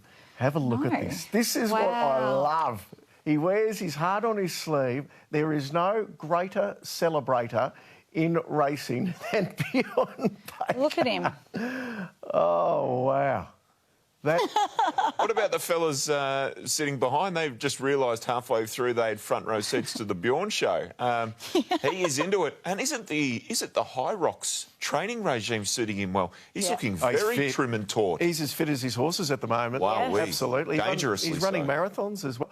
Boy, oh boy. A couple of the others out of the race, She Aussie Care would have been really happy. Buckaroo and also like a Lucy Renorma. So Australian Cups for them. They're both now equal favourites with about 3 others in the Aussie Cup. It was all eyes on Buckaroo down in the Aussie Cup. It was all eyes on Buckaroo down the outside, but then you watch the replay and there's like a Lucy zipping up on the inside, and I think this might be her prep. Grace, the Blue Diamond, with all these incredible stories, the first really big grand final for Group 1s for 2026. Lots of opportunity here, and we know the residual value for a colt and also a filly if you are to win. Chris, the favourite on Wednesday was Big Sky. Now, that horse has been scratched, obviously, since. It's still wide open, though. This is an incredibly open edition of the Sportsbet Blue Diamond. Closer to free has been a big market mover in the last half an hour. That's probably off the back of Stretton Ruler winning in Sydney, because the form there looks pretty good now. $8.50 markets open, $4.60 now. The Magic Millions winner Unit 5 is also seeing great support, $6.50 into $5. Guest House also comes through that Colts Prelude, $4.80 out to $5. And the biggest market mover since Wednesday is Eternal Warrior, which has been $20 into $10. Stands well towards the outside. They're racing in the Blue Diamond. Almost an Angel jumped quickly with Streisand, and also closer to free jumped away fast. Along the inside, Lady Moscato showing a lot of pace as well. Iamaria just behind them with Garner's a Khan. They were followed by Out Deeper on the track, trying to find a position. Eternal Warriors drifting back now. Then came Guest House, who's midfield. Unit 5's in that clump in the middle, and also Tough Romances in that group with Milson's Point. Then Invincible Sun Cheyenne. Eternal Warriors back in the field with Eurocanto and Alibaba last. It's closer to free on the outside of Lady Moscato. They share the front at the 500 metres. Streisand 3/4 of a length away third. Then Guest House behind those as they come to the turn from Almost an Angel. Iamaria, Garner's a Khan, Cheyenne around them in the light blue. Then Milson's Point, Unit 5 under the whip towards the outside, and then Zambales. Lady Moscato with closer to free the outer. Then came Streisand. Guest House is trying to get a run, and then Cheyenne the outside at Streisand, and closer to free at the 150. Closer to free's kicking, and Streisand's taken the lead. Streisand draws 3/4 of a length in front and won the Diamond. Streisand's won it from closer to free. Then Guest House, Zambales. They were followed by Garner's a Khan. Next to finish, Eternal Warrior, Cheyenne, and Lady Moscato from Almost an Angel. Back in the field, Unit 5 never came on. Behind the Milson's Point, Invincible Sun, Iamaria. What a story it is. So it was great for racing, isn't it? I reckon there's about 60, 70 people in this horse. I don't even know half of them. Anyway, it was like being in a mosh pit at a concert just then. What a filly. The blinkers, we knew she floated, but you try things and it worked. And to all my staff and my track riders, Jono and Tani and Darcy and that, fantastic. So she did it. Congratulations, mate. Congratulations, that was amazing. Yeah. This is crazy, there's so many owners. Yeah, well, I think there's a few hanger-oners, but that's all right. That's how we like it at McDonald Racing. Everybody's involved, and you know, just a fantastic effort from you know, right from the start. Shane McGrath buying the horse. As my youngest daughter would say, it was a super fun, happy day, Dad. It was great. And look at those scenes there from the mounting yard. Like, absolutely amazing poster Blue Diamond. Michael, you said memories were created at the races yesterday. I reckon some of the memories might have been erased last night with the celebrations, but rightfully so. Huge group of people, a bunch of old Haileybury schoolmates, part of the ownership. It was amazing. Biggest crowd in 20 years for Blue Diamond Day. The atmosphere looked amazing. That reminded me of Clinton McDonald and his team. It was an interesting race from the perspective we lost the early favourite on the Friday. A lot of drama. Guest House on the inside, a little slow away, Grace. How did you see the Blue Diamond overall? Because it wasn't the frenetic speed that we would normally see in a Blue Diamond. Well, you can see them all sort of racing in a clump there. I would agree with that. I did anticipate there to be more horses pressing forward. I thought maybe a horse like Eternal Warrior from that wide barrier could have a look, but well, he got back in the ruck and he was one of a couple of really bad luck stories of the race. Streisand, the ultimate professional that she is, she puts herself in a winning position time and time again, 3 deep off the speed, and she's just stuck on so well. Guest House was really game from there as well. She's just does everything right. Streisand, so similar to Hayasugi in that she's just come through third up, blinkers on. This is her grand final. At every step of the preparation, she's ticked the box and she's done it again in the big one. You could see there in the early stages of that race how many horses were over racing, including closer to Free, who was leading or sitting outside the leader and still going keenly, and featured in the Stewards report as a result. But there were probably 5 or 6 horses at one point of that race that all wanted to go quicker, and a number of those were near the speed. So, not Streisand, as you said, she's had plenty of practice now. She was the most bugger. Now, you mentioned there were a few hard luck stories. There certainly was, and there was also big news with Damien Lane being suspended. Have a look at the interference here, which means that Damien Lane will be missing the next ride on Treasure of the Moment. Now, that is him there on the Lloyd Kennywell trained galloper, which is Eternal Warrior. Now, that's Unit 5 getting absolutely knocked from pillar and to post. Eurocanto as well. Gets chopped in half.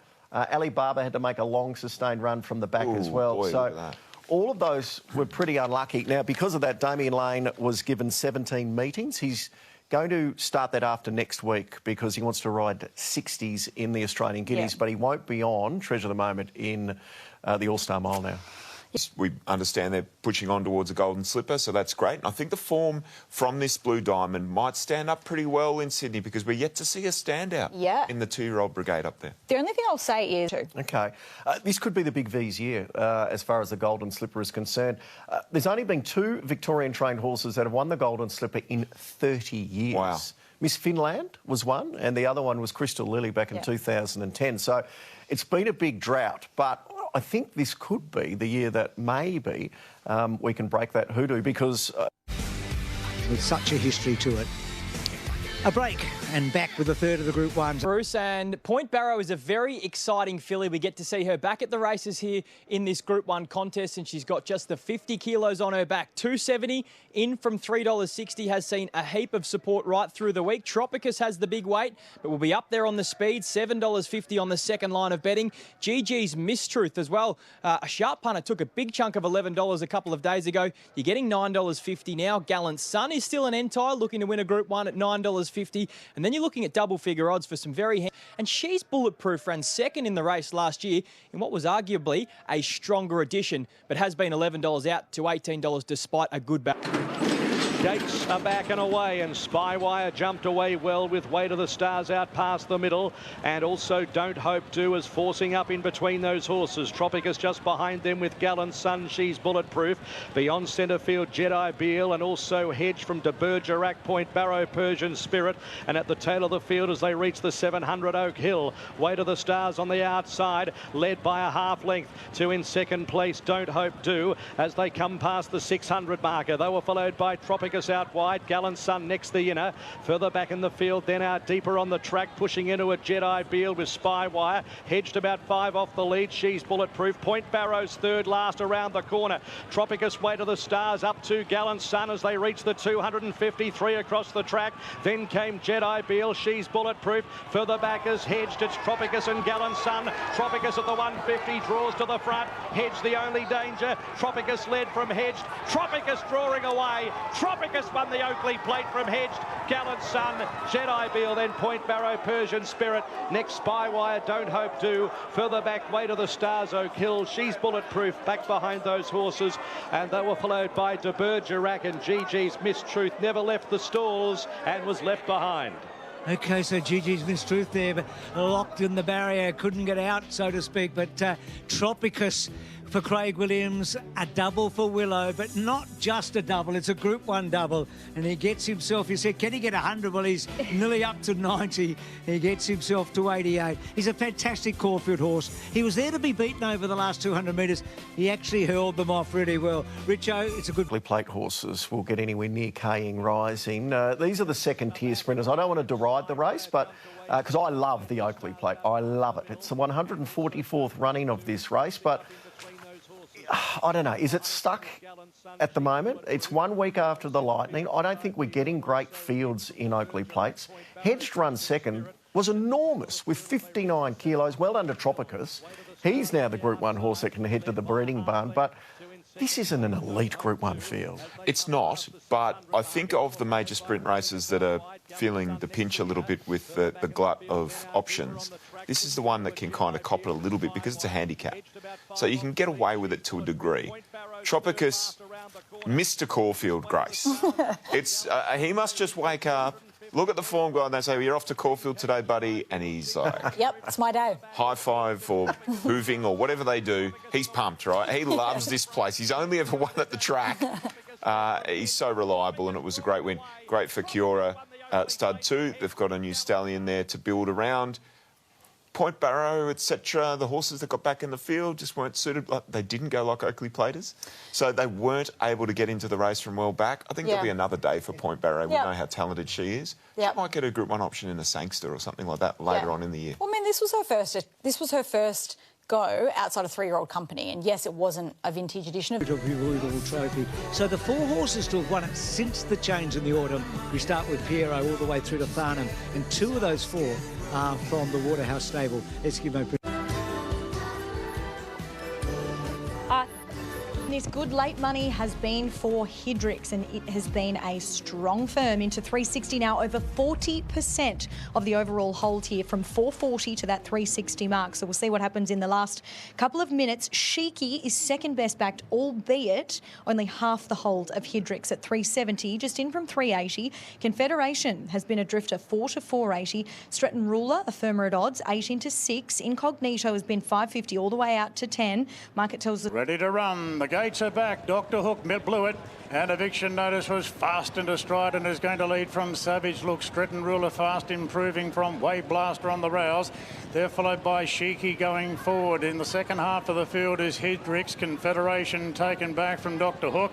And Incognito is going to settle last of all. So Eviction Notice shows the way by 3/4 to Savage Look. And Sheiky's got a tail to follow today in third position. 2 off to Stretton Ruler. A gap then to Wave Blaster on the inside of Sheiky on the improve. Confederation on its back. Dr. Hook coming off the fence. Incognito's last of all. Eviction Notice turns in front from Savage Look. Sheiky now being pushed on in restricted room 2 for the back to Stretton Ruler. Boy, Hydrix is a fair way back, 4 lengths away, but the grey starting to pick up. And then came Confederation. Stretton Ruler heads off Eviction Notice. And Stretton Ruler's burst away inside the 100 metres. Good go for the Miners. Eviction Notice.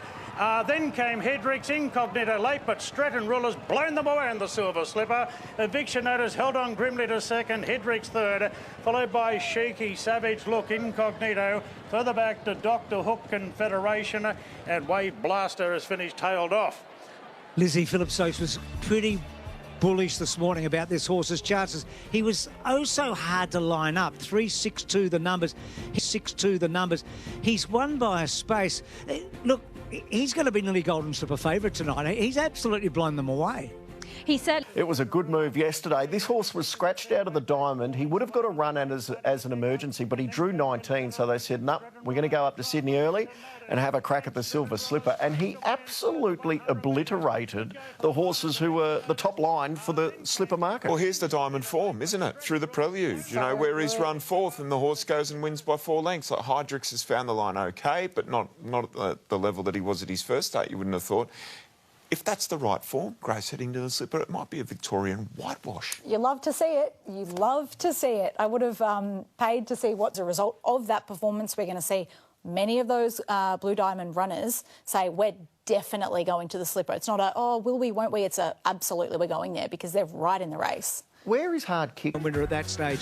We're going to Rosehill Gardens for a very important race right after this. Speaking of first up, Autumn Boy, he won a Caulfield Guineas last preparation, and Attica for Joe Pride.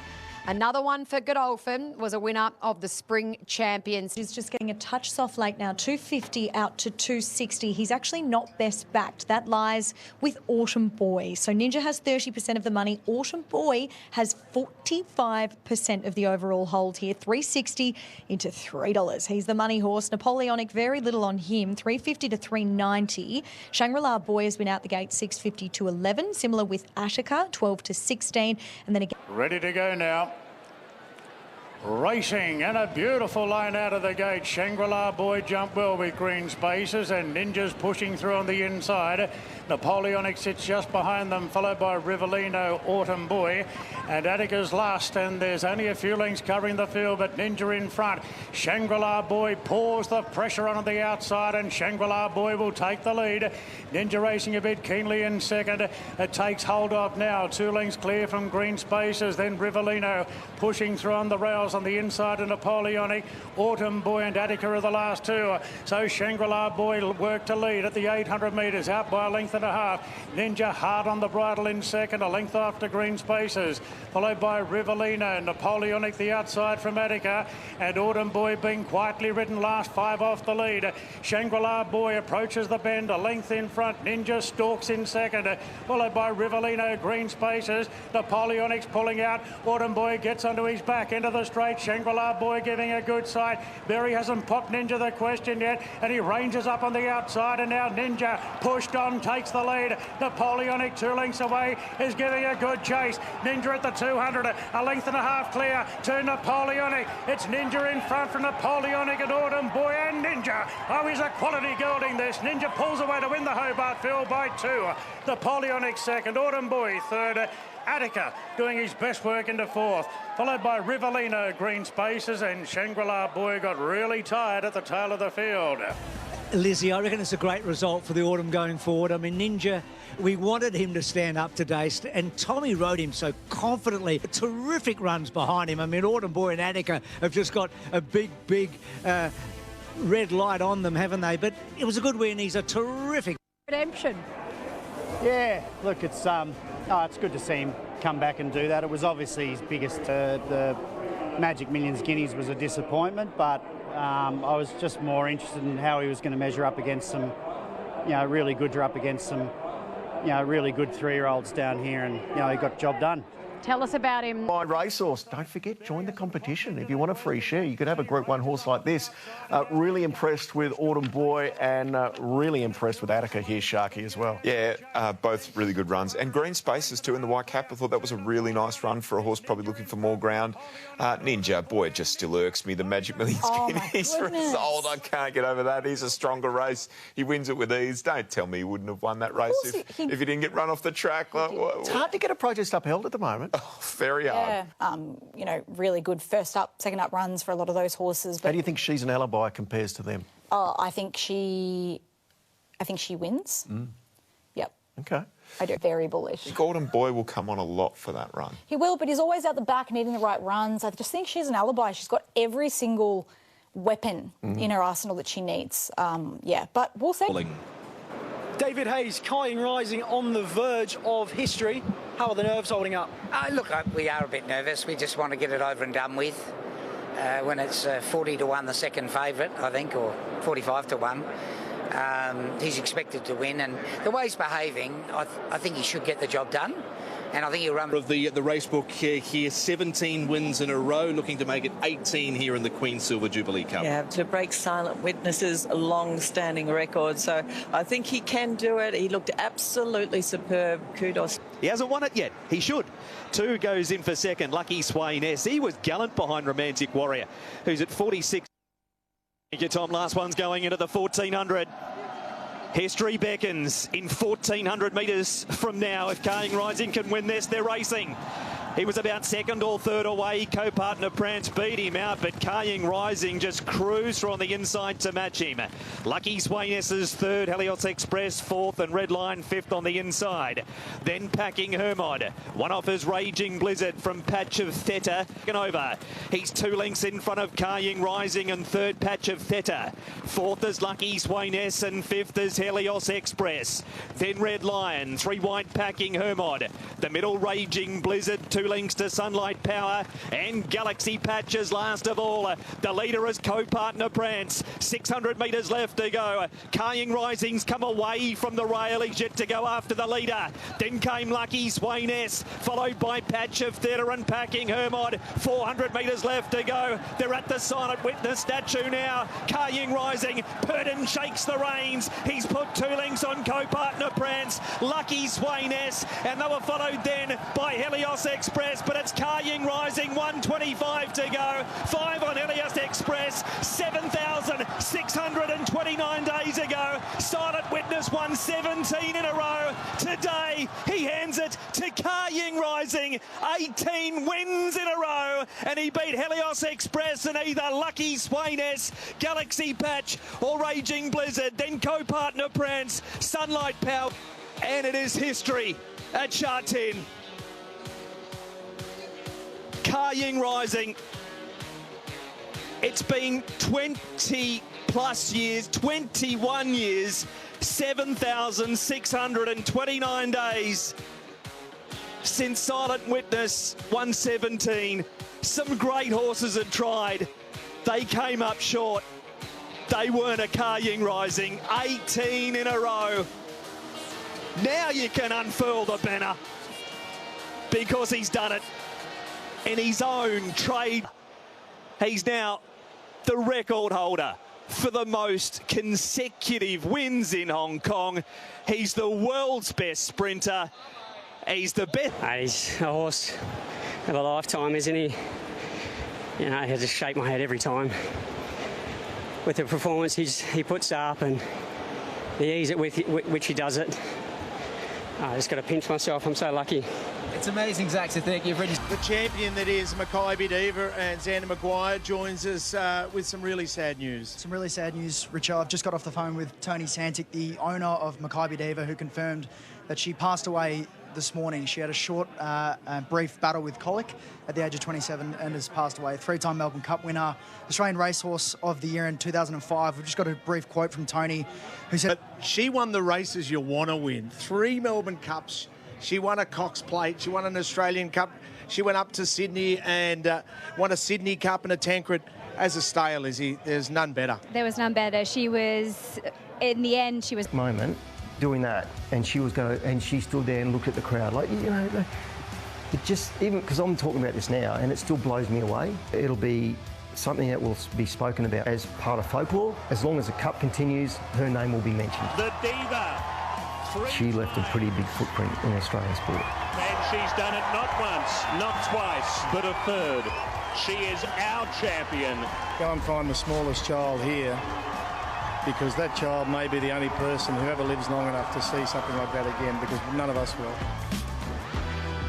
It's one of the great grabs in sport, isn't it? Lee Freedman post Makybe Diva's third Melbourne Cup, and Glenn Boss as well. They were the dream team, and Bruce McAvaney, I think, summed it up beautifully yesterday as well when he said that Makybe Diva's third win in the Melbourne Cup is the single greatest moment in the history of Australian racing that will be remembered forever. A sad day yesterday when she left us aged 27, but she'll never be forgotten, and she had a beautiful life, and Glenn Boss will never... Ramp up. Firstly, an update in regards to the track, and it's picture perfect. Early on in the day, you've been able to win on the rail. Later on in the day, you've been able to rush down the outside, down the straight. It's playing. Let's get to the Blamey Stakes in the market for this Group 2 event over the mile. It's a good little contest as well, and a new favourite, no surprise. Birdman comes up, your favourite. He was pretty good over 1,400 metres.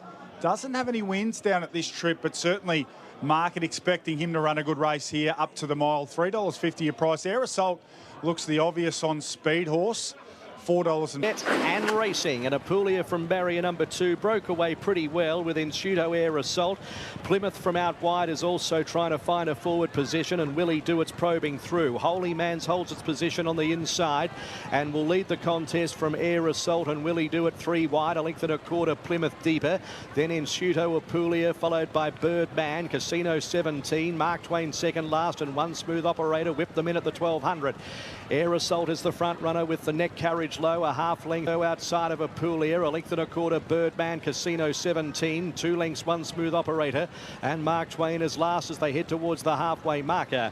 800 metres to go, and it's Air Assault just leading Willie Dewitt, and it's an even tempo. Holy Mans is third, just sniggled at to improve now Plymouth, about 3 further back in Ensuto Apulia, 2 further back is Birdman, who'd be 7 off the lead, followed by Casino 17, One Smooth Operator and Mark Twain.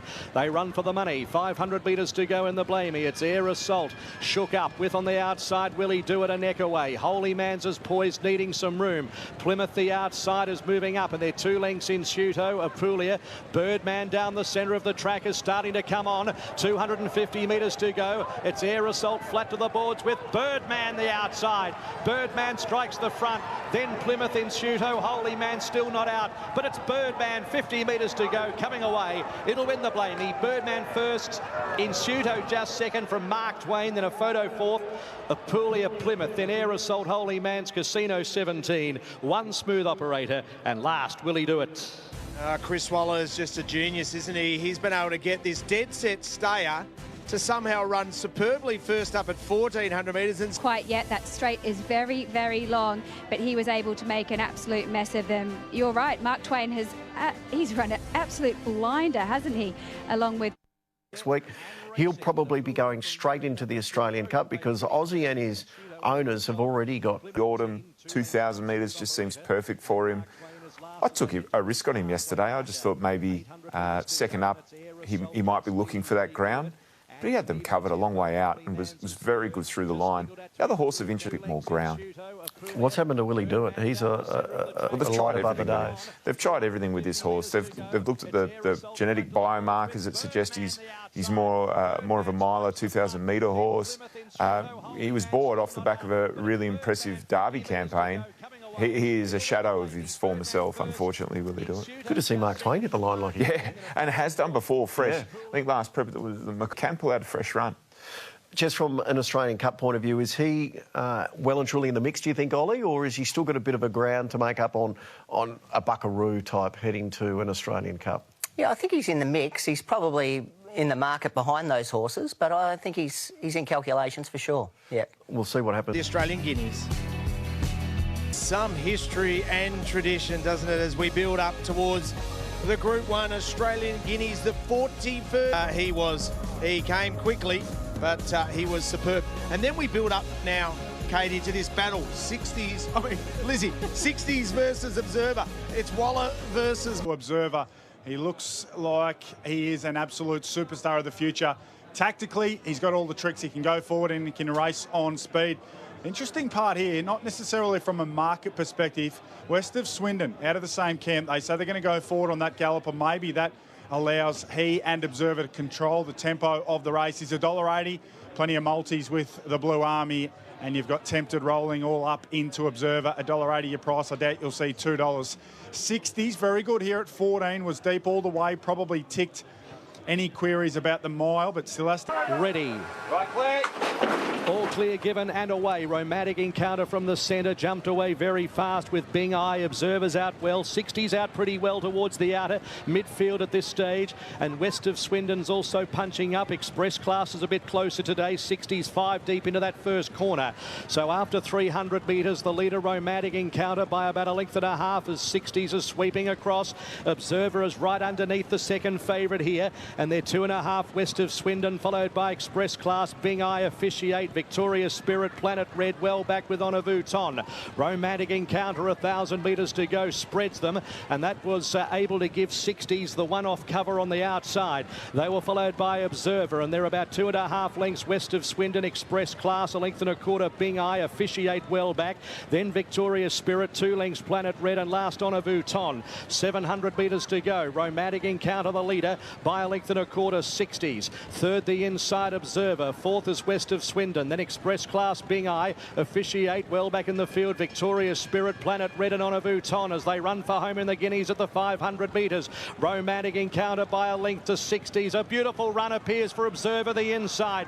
Then came West of Swindon. Express Class flat to the boards, and then came Bing Eye. Up on the inside, Observer at the 250. Took the front from 60s, a half length off it. Then West of Swindon, Romantic Encounter. Observer at the 150, led by a half length. 60s is trying so very hard. Planet Red late, but Observer's in front, and Observer won the Guineas. Second, Planet Red, I'd say, from 60s and Victoria's Spirit. Back behind those horses, Bing Eye. Then Express Class, West of Swindon, On a Vuitton, Romantic Encounter, and Officiate. There's something special about this guy. There's something a little unique. He joins an unbelievable club, just the 4th horse to win a VRC Derby. That's in the spring. That's over 2,500. Come back in the autumn over 1,600 metres, Lizzie, and win the Group 1 Australian Guineas. He's top shelf, and that was some sort of ride by Ethan Brown. It certainly was. And you know what the key is to this horse is he's got so much tactical speed, very much like an Autumn Glow. You can position him anywhere you want, whereas the fast-finishing Planet Red, who hit the line so beautifully, has to just spot him such a big start. It was a great ride. He said, no worries, you can go and sit outside the leader. We will take a sit on you. And that's what Ethan Brown did superbly. Jack Turnbull joins me. Distance, because obviously the Derby he was dynamic, but he's so sharp over a mile as well. He is, and that's what. Observer's a real deal, Ollie. He becomes the 4th horse to have completed the Derby Australian Guineas. King's High, we had Mahogany, and of course Hototsu. And what I loved yesterday was the way Ethan Brown handled the moment, because you're on $1.55 favourite in a major race, and the way the race, I suppose, panned out. I want you to talk us through it. So let's have a look at the Australian Guineas. Ethan Brown in the Godolphin blue colours. Damien Lane on 60s on the Australian Guineas. Ethan Brown in the Godolphin blue colours. Damien Lane on 60s, I thought, rode the race perfectly as well. Yeah, he did. He grabbed the bull by the horns, Damien Lane, and put his horse into the race, which we've seen him probably go a little bit better ridden quiet, but Damien sort of looked at his options there, could see he wasn't going to get in and push forward, and you could see early in the race here that Ethan Brown probably wanted to stay off the fence, and Damien Lane was manoeuvring him down to the fence, but Ethan just accepted it, took the box seat, and I think as the day goes on at Flemington, you could have a little bit of confidence in that more likely than not that they can get off the rail, so he could see relaxing and switching off, and then he had plenty to give late in the race. I'll tell you what, talking about ridden quietly, and it was forcibly so from the barrier, but Planet Red, absolutely enormous from the back of the field. Look at him on the outside. Mick Price had said they'd probably take their medicine and go back. They had to. Look at him thump the line there. Wow. Wonder if the result would have been any different from a better gate. We'll never know. Complete hypothetical. But, boy, that horse is airborne. He's got a good win in him. He's a bloody good horse, and he has been unlucky, and then there's plenty more in store for a horse like him. I'd love to see him in a Doncaster. No weight. I don't know if he's qualified. 3-year-old's got an amazing record in the Doncaster. If he's not qualified, I'd be getting him qualified for that and having to grow at a big Group 49 1. kilos. And good pace. You know, I think that'd be just a... Kong. Just on Observer, what would you do with him, Ollie? I'd love to see him have a crack in Australian Cup. He's equal $5 favourite with about 3 others in the markets, but there's the option to go to Sydney for the Guineas as well, or maybe a Doncaster. Yeah, well, probably being a dual Group 1 winner now, he's going to get up in the weights in a Doncaster, so that's probably going to be a bit tricky. I'm sure the race would suit him.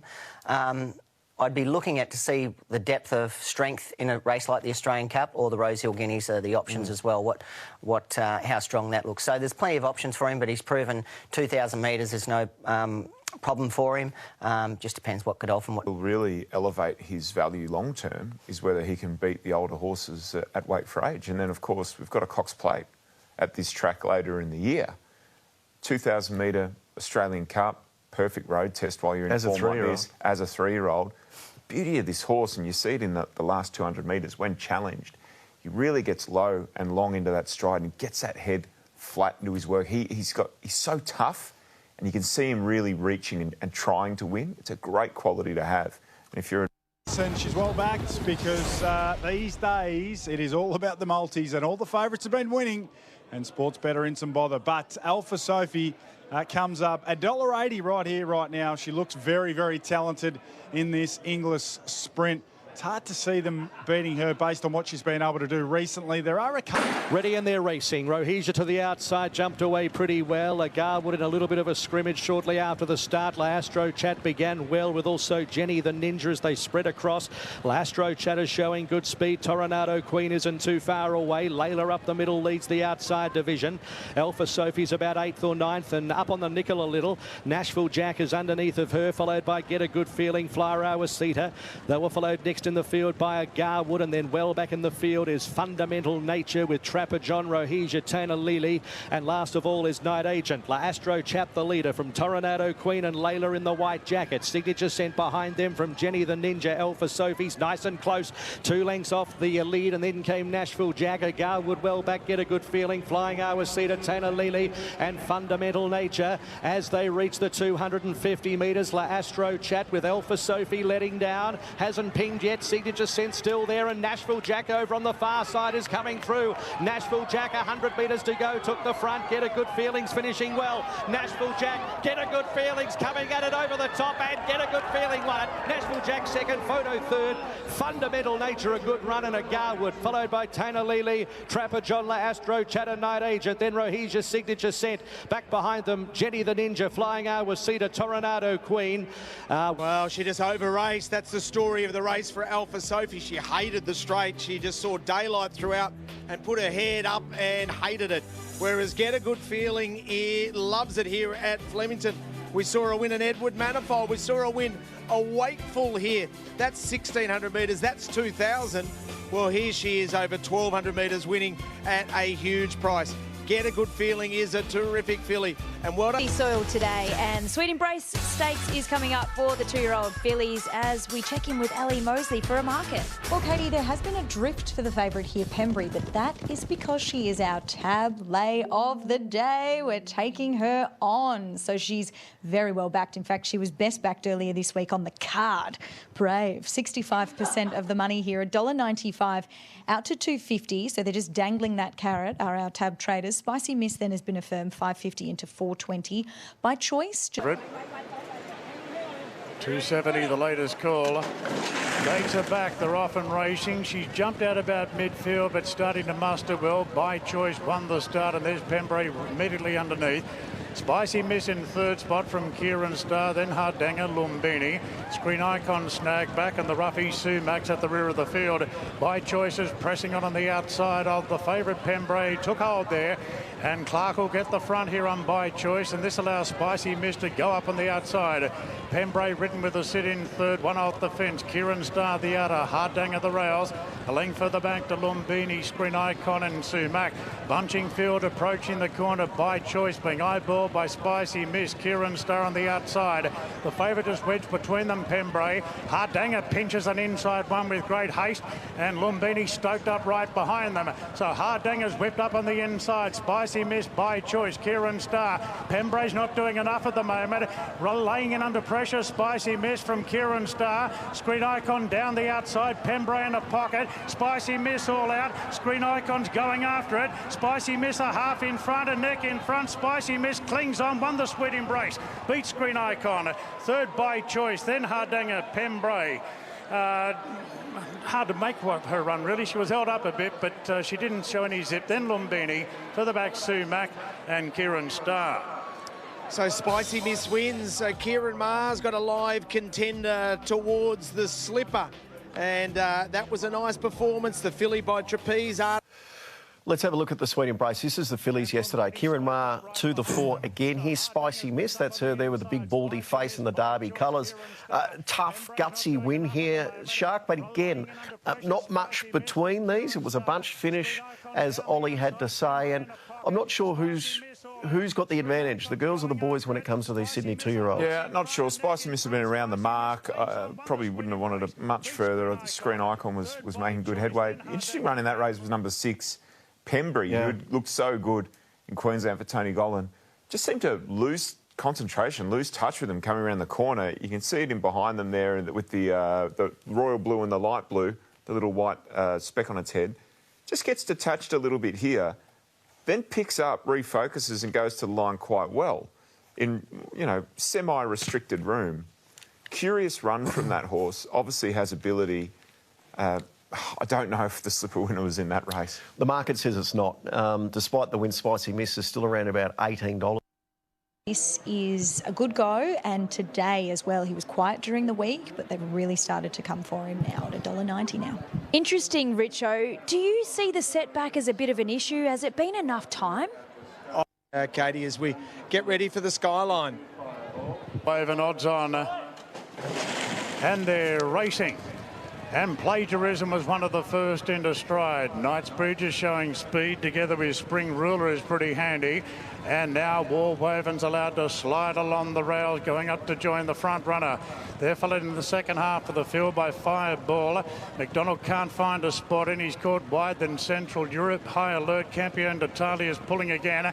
And Zensen's back last of all. Star Jamaica presses on now. And it's going to head off Plagiarism. And Warwaven tucks into a handy third. Followed by Knightsbridge. Fireball up on the outside. Then we've got a real queue of them there.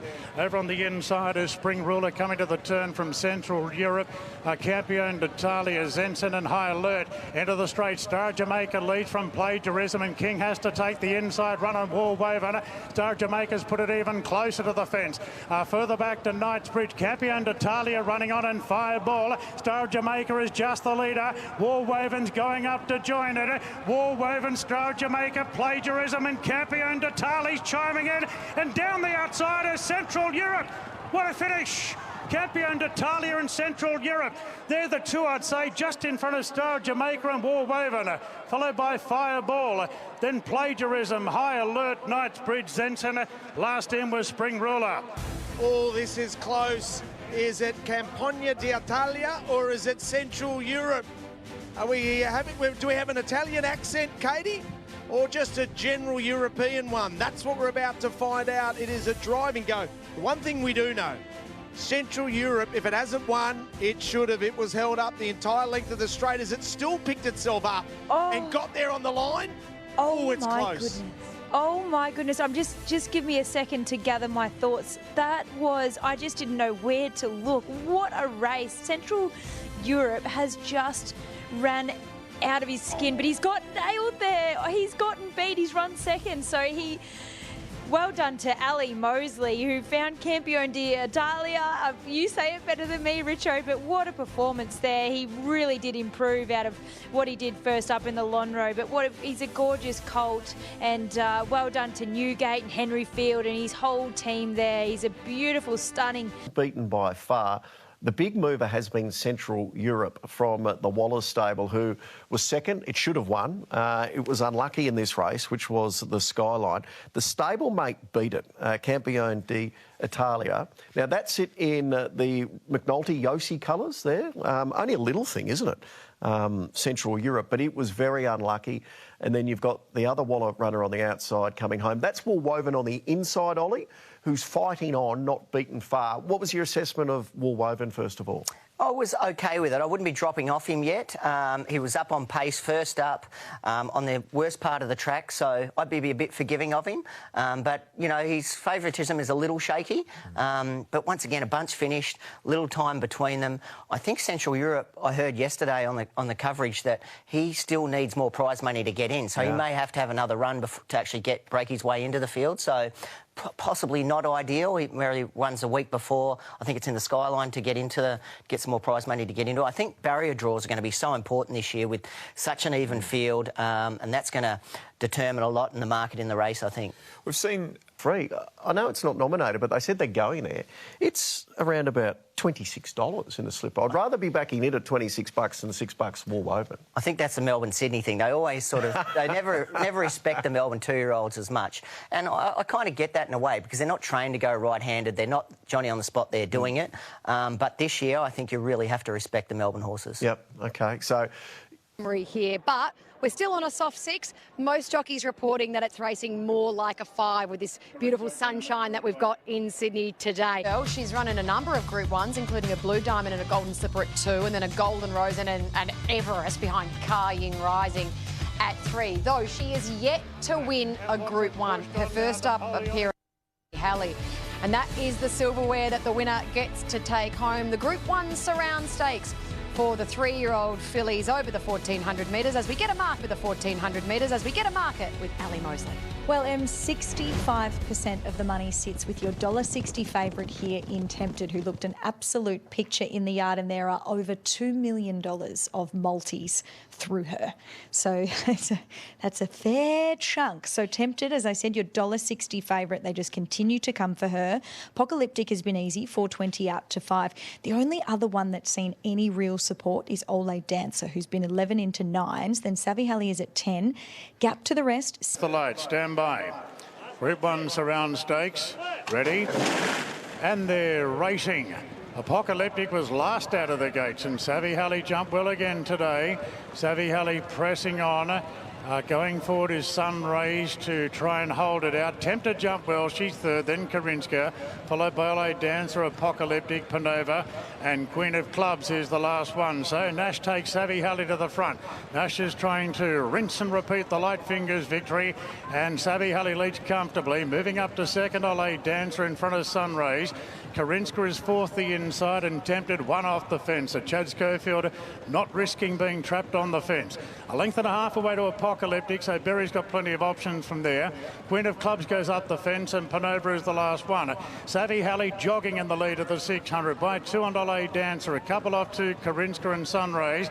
Berry gets going at Apocalyptic, whipping up on the outside at Tempted, and giving a bit of a liven up Apocalyptic as they turn. Savvy Halley swings in front. Elleegant Dancer's getting closer on the outside. 2 after Tempted, and Chad Schofield swinging off her. Look at her go. She's going after Savvy Halley. Elleegant Dancer between them. Savvy Halley pushed on. Tempted pushed on, and Tempted moved up on the outside. Tempted takes a narrow lead from Savvy Halley, who won't lie down. It's Tempted and Savvy Halley. Tempted, Savvy Halley, bob of the heads. Give it to Tempted, a nose over Savvy Halley. Wow, what a thrilling finish that was. Elleegant Dancer third, a gap back to Apocalyptic. Then came Karinska from Panova, Queen of Clubs, and Sunrays.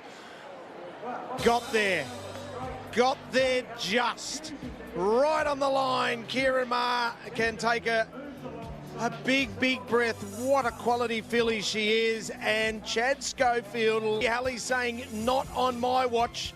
I'm going to make you earn it, and earn it she did. Well done, Chad. Brilliant ride. Savvy Halley second, Elleegant Dancer third, Apocalyptic fourth. Katie, she's a proper sprinter. She is a proper filly. She deserved the Group 1. Yeah, it was just class, really, that got her over the line. She just... For those that took the shorts, you would have been turning around high-fiving your mates right now, and then you would have been going, hang on, what's going on here? I think we all know the answer to the question. 1,400 is probably as far as she wants it, and she got there in time here, but I doubt we'll see her beyond 1,200 metres again in her career. The Group 1 goes on the CV. Savvy Halley, you would expect Tempted to be putting a horse like that away, but she fought on really well and has clearly come back in good form.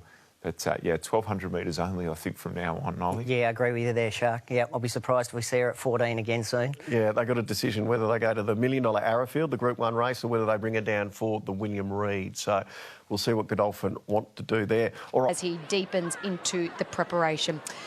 The Very Elegant was once known as the Chipping Norton. Let's get a history lesson. The 9 runners, including this superstar, in Autumn Glow. The crowd is rolling. Incredible CV, just short of $7 million, Lizzie. She is just an excitement machine. Any horse that wins consecutive races, we get behind, but it's in the manner that she's been able to win them. Most recently, off you go, hands and heels, ask you for an effort, looking at the camera saying, wowee, I've got a really, really bad day to be a tap trader as well here, Em. So some big liabilities with multis rolling through. We've, of course, seen Tempted, Observer, and now Autumn Glow coming up as our $1.25 favourite here. She has 85% of the money here. That is astronomical. So Delius on the second line has been a drifter, 650 to 850. Elleegant actually has stayed pretty solid around 11s. Chaelwolf 12 to 15. Lindemann out at 19 from 16, and then it's 61 value, except it is one way. Huge go, as you would expect. 85% of the book here sits with Autumn. Ready now on the tab, Very Elegant Stakes, Group 1 over a mile. Ready. Racing, Wootton Verny was last out. Autumn Glow jumped really well. So did Lindemann the outside, and Elleegant pretty close, and Sir Delius as well. All the big players are up there. Chaelwolf will settle in 5th, followed by Soul of Spain, then Trinity College, Valiant King, and Wootton Verny is the last one. They settle down, and Lindemann just ambling forward on the outside of 3 other runners. Autumn Glow just eases back a fraction. Nash is staying very wide here on Lindemann, and is a narrow leader from Sir Delius poking to second. Elleegant third, and McDonald just eases back at Autumn Glow, and she'll sit in a great position 4th. 2 lengths clear from Soul of Spain. Chaelwolf are half the outside. Further back to Wootton Verny has made some ground on the inside of Trinity College, and Valiant King's last of all. Now Lindemann gets to the front. 20 to 1 today, Lindemann. Out by a length and a half. Sir Delius first up today is parked on the outside of Elleegant. Sir Elleegant today is in front of Autumn Glow on the run. Autumn Glow 1 out, 1 back. Then Soul of Spain. Chaelwolf right behind her, followed by Wootton Verny. Then Tritton. Further back to Trinity College, and Valiant King coming around the turn. Lindemann in front, Sir Delius the outside, Elleegant the inside, and Autumn Glow's coming off heels. Up the rise, Elleegant moved up. Elleegant takes the lead, but Autumn Glow's cutting loose on the outside. They're sprinted hard. Sir Delius third. Autumn Glow now gets a neck in front. Elleegant is showing tremendous fight on the inside, but Autumn Glow gains the upper hand. She's the perfect 10, and it's only just beginning for Autumn Glow. A half length. My goodness, how good's Elleegant gone yet again? They gap Sir Delius third. Soul of Spain's run on. Trinity College as well. Then Wootton Verny, followed by Chaelwolf, Valiant King. And Lindemann ran out of puff today and weakened out. Is she the perfect racehorse? Might just be. She's 10 from 10. Absolutely crunched everywhere on the tote. James McDonald moves within 4 of Ollie. It was a perfect ride on the perfect horse. Defeats Elleegant, the mare that was a Derby winner as a 3-year-old filly. Sir Delius is a multiple Group 1 winner. He's been made to look just fair compared to her, and Soul of Spain, the stayer. Let's have a look at Autumn Glow in Sydney. This was built up as the race of the day in the Very Elegant. She was $1.25.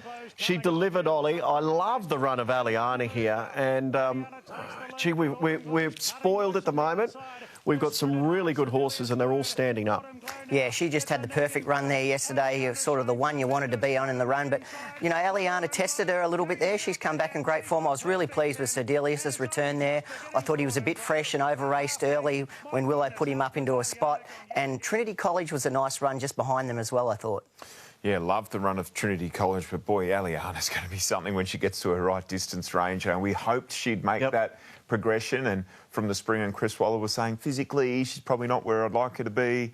Looks like she's come back a better horse this time. James McDonald, have a listen to what he had to say after the win on Autumn Glow. South, I think she's got that demeanour where she's got that presence where you just fall in love with her, you know. Like she had, like Animo had presence and he captured everyone's imagination. This one will do. She'll take it to a new level because of that unbeaten streak. But she's a cool chick and she struts around like she owns the place and she knows she's very good. Today was obviously like it's gluey ground, so you're never gonna put a margin like accelerate like she did last time. So it was about just getting the job done and then hopefully move on to the George Rider. And then after that, what do you want to see her in? Queen Elizabeth. Desperate to see her in over the 2000. Yeah, I do. I think she'll win it. Well done. Thank you. Why wouldn't you? I'd like to see her go there as well, Ollie, and put all the cards on the table. Yeah, I'd like to see her draw well. I reckon if she had to do it a bit of a tough from a wide gate there, at that tricky start at 2,000 metres, I wouldn't be as confident as J-Mac is. Boy, he was emphatic, wasn't he? He was. Bang. Another jury out with Wolf. They found blood in the nostril, in the trachea, has to trial to the satisfaction of stewards and vets. So I think there's a big question. Favourite is Axios at 440, but interestingly, there's a horse that they have backed to, I know you're a fan of, and that is Militarise. He's been the big firm today, open 15.7, now into 460. So it would be interesting to see what happens in the next couple of minutes. Enriched then is at 750 in from 850. King of Rousseau at that 850 quote now in from 9. The instructor at 9. And the light is on, ready, and the gates are back. They're off and racing. Portland out the back. Now focusing on the good beginners. Arastro fast out, so's Valledo. Coal Crusher having his ears written off. Meantime, the instructor's going right around the outside of them. Cool Jakey handy in fifth on the rails in front of Enriched. They're followed then by Axios Media World. Militarised gets well back in the field. Followed then by King of Rousseau, a gap to El Costello. And Portland is the last one. 800 to go. Arastro lead from the instructor. Valledo, a victim of the gate, planted 3 wide, followed by Cool Jakey railing through underneath Coal Crusher, and Enrich moves into a 3 wide spot with cover. Media World right behind on the outside of Axios. Then came Militarised, well back on the inside of King of Rousseau. El Costello and Portland is the last one. Zarastro turns the corner in front. Cool Jakey pinching a rails run. Valledo put the instructor back in the pocket. Enriched is travelling up well. Further back then to Coal Crusher. Now Militarised is taking an inside run, 4 off the lead. Coming down the outside is King of Rousseau with a big burst of speed. Enriched is tackled quickly by King of Rousseau. Bang! Way it goes from Enriched. Axios Militarised thundering home, but King of Rousseau a big winner. Beat Enriched a half head away, Axios, and Militarised rocketed home into 4th, followed by Cool Jakey. Portland running on. That's a nice Australian debut from Media World's Arastro. Further back to Coal Crusher from Valledo, the instructor. Wouldn't you love to own this guy? He rarely runs a bad race. The 4-year-old son of capitalist with well over $2 million in earnings has done it again, and Pete Snowden knows him so well. So Katie, able just to freshen him up a touch after winning at the Magic Millions in over 1,400 metres. That is a super win. Yeah, he's a ripper, isn't he? And he's clearly a horse that travels well, because I remember him going down to Flemington last prep. Winners win, don't they? They certainly do. Looks like Enriched will be second. Yes, it will be ahead of Axios, with Militarised doing Militarised things. Over 1,400 metres, that is a super win. Yeah, he's a ripper, isn't he? And he's clearly a horse that travels well, because I remember him going down to Flemington last prep. Winners win, don't they? They certainly do. Looks like Enriched will be second. Yes, it will be ahead of Axios, with Militarised doing Militarised things.